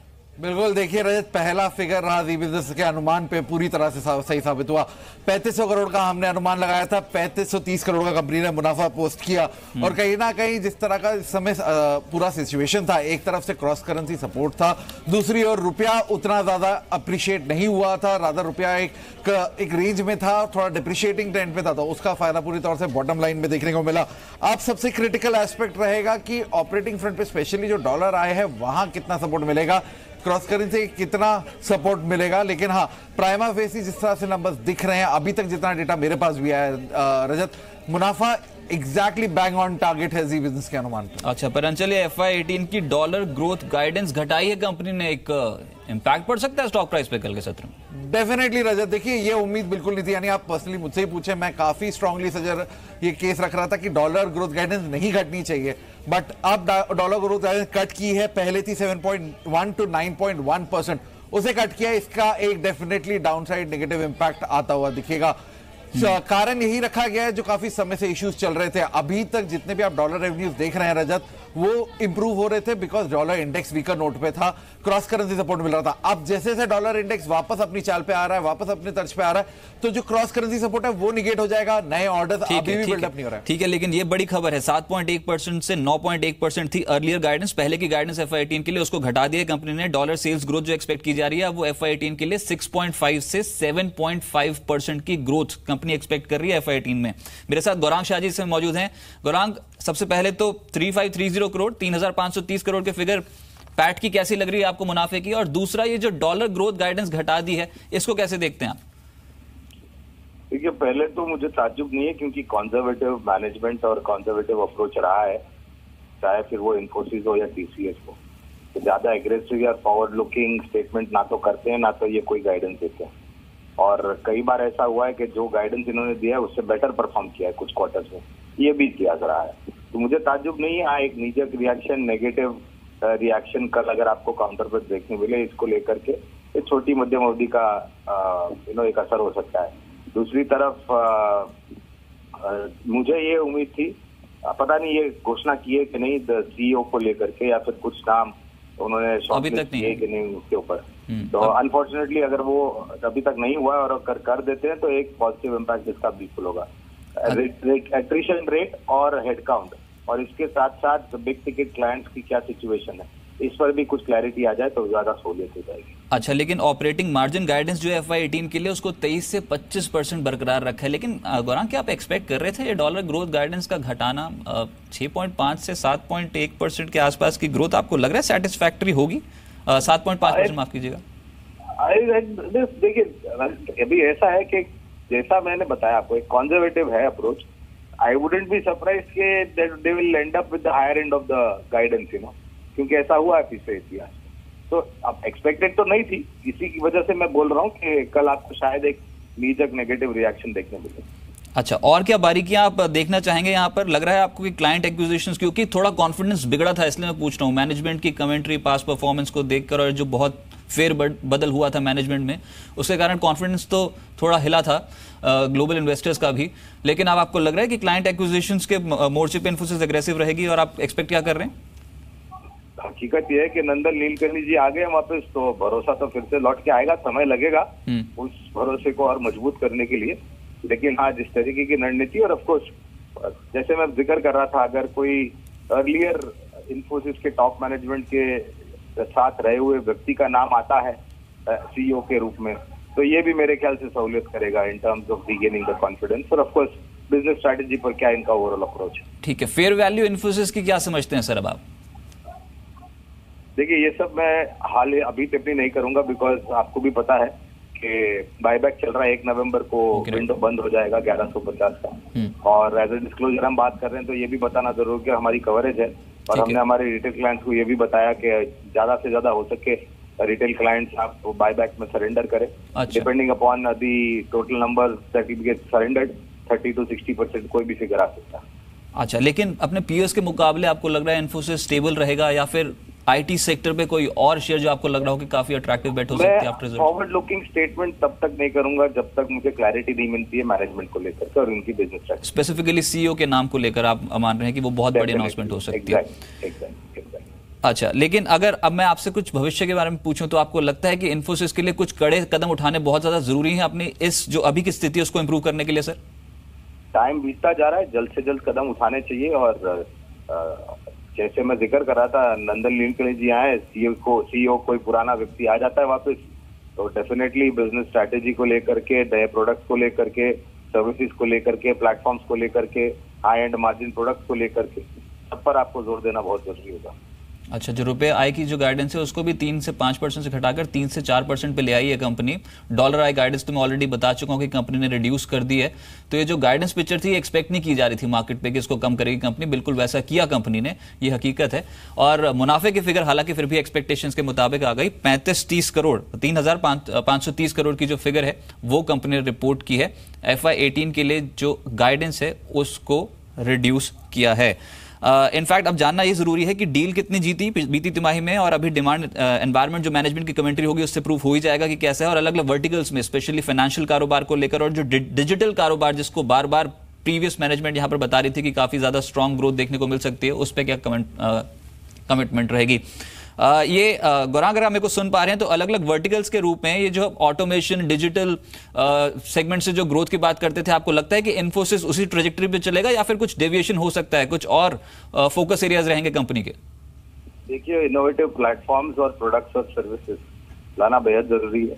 Digital, cloud computing, artificial intelligence, हमारे भारत देश में डिजिटल प्लेटफॉर्म को ज्यादा बढ़ावा देना, उसको लेकर के, और डिफेंस को लेकर के भी ये कुछ कंपनी कामकाज कर रही है, ऐसा सुनने में आया था। जीएसटी का बैक एंड पूरा फ्रेमवर्क इन्होंने तैयार किया है, ये भी सुनने में आया था। तो अपने आप को इनोवेटिव रखना होगा अगर आपको रेलेवेंस रखना है कामकाज। चलिए, ये भी बता दूं कि 13 रुपए प्रति शेयर का अंतरिम डिविडेंड जो है वो इन्फोसिस ने दिया है। और ये एक और स्टेटमेंट है कि बोर्ड रीअफर्म कर रही है कि जो पनाया इन्वेस्टिगेशन है उस पे रीअफर्म किया है अर्लियर रिपोर्ट्स को, जो पहले की रिपोर्ट्स आई हैं उसको बोर्ड ने रीअफर्म किया है। ये अभी तक की फिलहाल स्टेटमेंट है। मेरे साथ इस समय गणेश नटराजन साहब जुड़े हैं, 5F वर्ल्ड के executive chairman and founder. Ganesh ji, बहुत शुक्रिया अपना समय जी बिजनेस को देने के लिए। Sir, your first reaction, 3,530 crore bottom line Infosys, is this according to your expectation? No, I think there is a work in progress क्योंकि I mean the sequential growth has been good. The dollar guidance is still low, but I mean you can expect that क्योंकि the industry is going through tough times and Infosys also I think next 2 quarters will have to do some turnaround. So I think given all, I think they've stabilized and it's good. अच्छा, लेकिन sir ये growth guidance घटाई है company ने, ये इस वक्त की सबसे बड़ी खबर है। प्रीवियस गाइडेंस जो FY18 की थी वो 7.1 से 9.1% थी, उसको रिड्यूस किया है, सिग्निफिकेंटली रिड्यूस किया, इनफैक्ट 6.5 से 7.5%। ये कितना बड़ा सेटबैक हो सकता है? सेटबैक तो जरूर है, मगर आई थिंक दे बाइंग टाइम क्योंकि जैसे आपने ही देखा होगा कि lot of changes happening in the company और नया CEO का सर्च भी चालू है, तो इसीलिए I think they been conservative and मेरे ख्याल से जैसे पहले सालों में होता था they will probably exceed the guidance, so they are I think setting the expectation lower so that they can exceed it. अच्छा गणेश जी, लेकिन फ्यूचर की बात करें तो क्या कुछ की फोकस एरियाज ऑफ कंपनी की और नई मैनेजमेंट के रहने वाले इन्फोसिस की ग्रोथ को लेकर? नहीं बिल्कुल, क्योंकि जैसे आपने पढ़ा होगा, मैंने भी पढ़ा है कि वो कोर बिजनेस पे फोकस करना चाहते हैं, मगर ये जरूर है कि इंडस्ट्री काफी बदल चुका है और आगे बढ़ते हुए उनको जो डिजिटल का जो फोकस था जो विशाल सिक्का का, उसको तो जारी रखना पड़ेगा। और while they improve the profitability, I think they have to look at new areas, new acquisitions और नए मैनेजमेंट से यही एक्सपेक्टेशन होगी। इनफैक्ट एक बड़ी खबर ये भी आ रही है कि पनाया डील में कोई भी गड़बड़ी नहीं है, किसी तरीके की गड़बड़ी नहीं है, इसका ये बेसलेस है, कोई मेरिट है नहीं इसके ऊपर। ये इन्फोसिस के इस समय की स्टेटमेंट्स हैं और ये बहुत बड़ी स्टेटमेंट है इनफैक्ट। मिस्टर गणेश, यहाँ पर जिस तरीके का ट्रेंड इस समय देखने को मिला है, आपको लगता है कि आईटी सेक्टर अभी भी चुनौतियों में रहेगा? स्पेसिफिकली जो हमने इन्फोसिस के रिजल्ट देख लिए, TCS के देख लिए, आपको लगता है कि कुछ टर्न अराउंड स्टोरी डेवलप हो सकती है या फिर अभी भी आने वाले समय के लिए भी कुछ प्रेशर रहेगा अर्निंग्स पे इन कंपनियों की? देखिए, मैं पहले भी कह चुका हूँ, अभी भी कह रहा हूँ कि अभी कम से कम 4 या 6 क्वार्टर लार्ज कंपनीज को लगेंगे पूरा टर्न अराउंड करने के लिए। ठीक है। और जैसे आपने पनाया की जिक्र की थी, मुझे कभी नहीं लगा था कि कुछ गड़बड़ है इसमें, क्योंकि पनाया को उन्होंने काफी अच्छा प्राइस दिया है। मगर अभी मैं अभी US से आ रहा हूँ और काफी कंपनीज जो एनालिटिक्स में है या डिजिटल में है, उनका रेवेन्यू मल्टीपल 3.5 टाइम्स तक चल रहा है, तो ये फेयर प्राइस ही होगा। तो जो aggressive acquisition, new strategy, right, ये सब अपनाना पड़ेगा इंडस्ट्री। तो आपको लग रहा है कि समय लगेगा अभी आने वाले कुछ तिमाहियों तक इनके अर्निंग्स को लेकर? बहुत शुक्रिया आपका मेरे साथ जुड़ने के लिए। ट्रिप चौधरी साहब मेरे साथ मौजूद हैं ग्लोबल इक्विटी रिसर्च से। चौधरी साहब, शुक्रिया अपना समय जी बिजनेस को देने के लिए। सर, बॉटम लाइन तो 3,530 करोड़ की होगी, लेकिन कंपनी ने गाइडेंस घटा दी, डॉलर आई गाइडेंस, कैसे देखते हैं आप? देखो, ये इंडस्ट्री में हैंडवेट बहुत ज्यादा है। ये प्रॉब्लम खाली इन्फोसिस स्पेसिफिक नहीं है, हर एक इंडियन आईटी सर्विसेज को ये प्रॉब्लम है।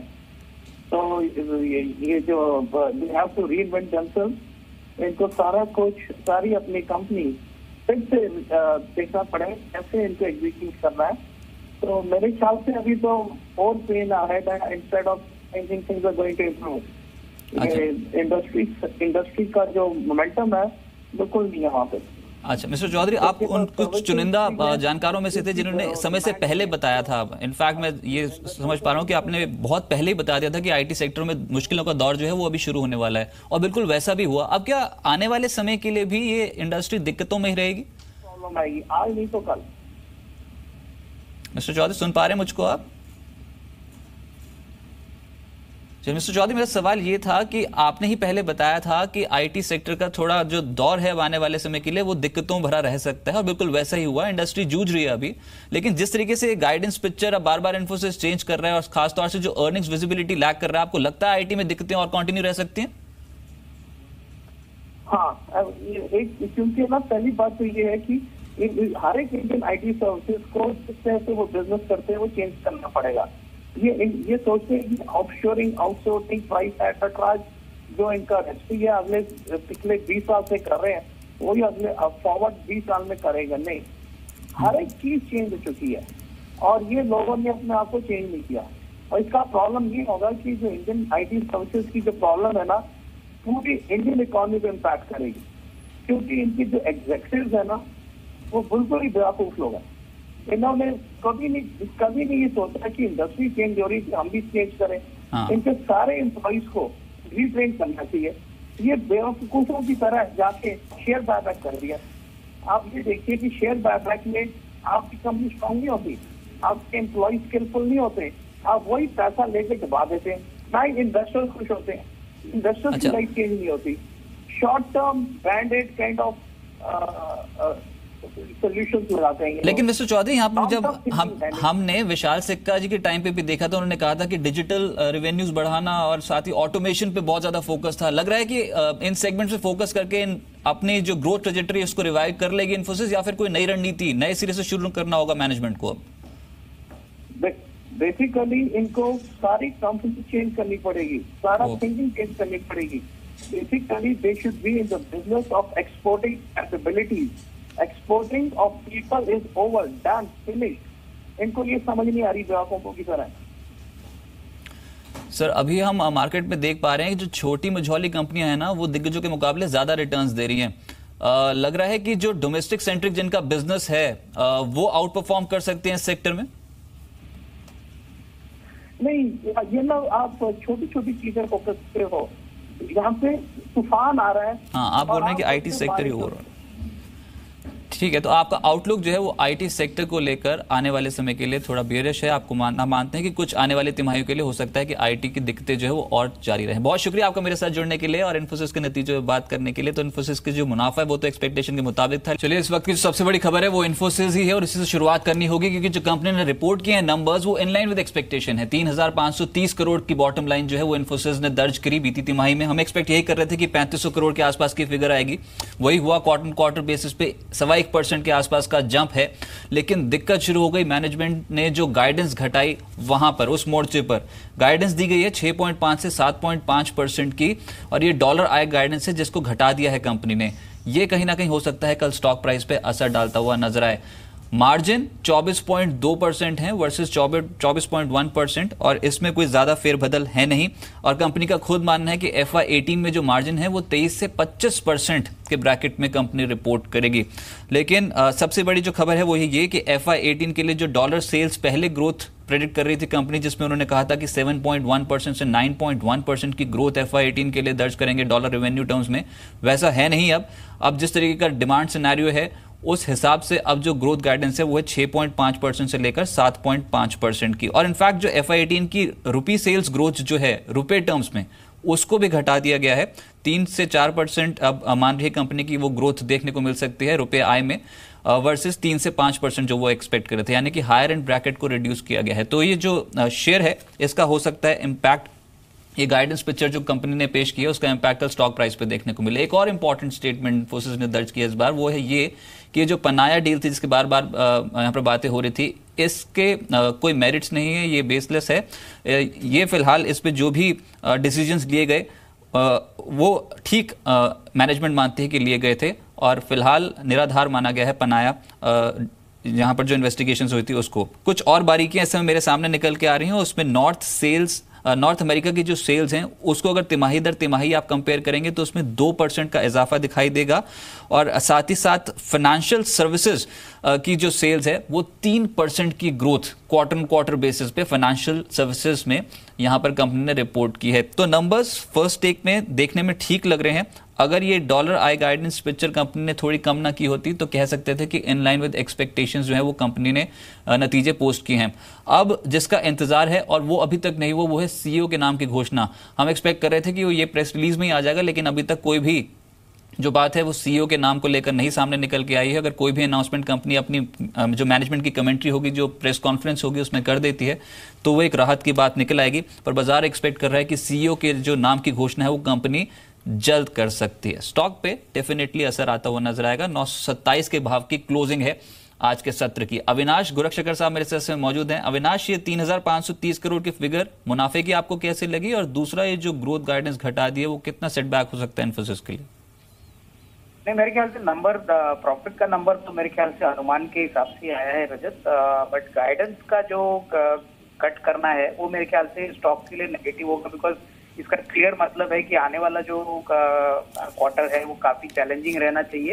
हालांकि अभी भी नया CEO कंपनी ने सिलेक्ट नहीं किया है, पर मेरे ख्याल से मार्केट्स में ये जो गाइडेंस का कटाई का जो बात है वो ऑलरेडी एक्सपेक्टेड लाइंस पे थी, बट यहाँ पे जो नंबर जो आया है वो मेरे ख्याल से थोड़ा सा चिंताजनक है। तो हो सकता है कि कल के मॉर्निंग सेशन में थोड़ा सा स्टॉक सुबह दबाव में जरूर दिखे। अच्छा, ये फेयर वैल्यू क्या होगी इन्फोसिस की, बस ये आखिरी आप जवाब दें।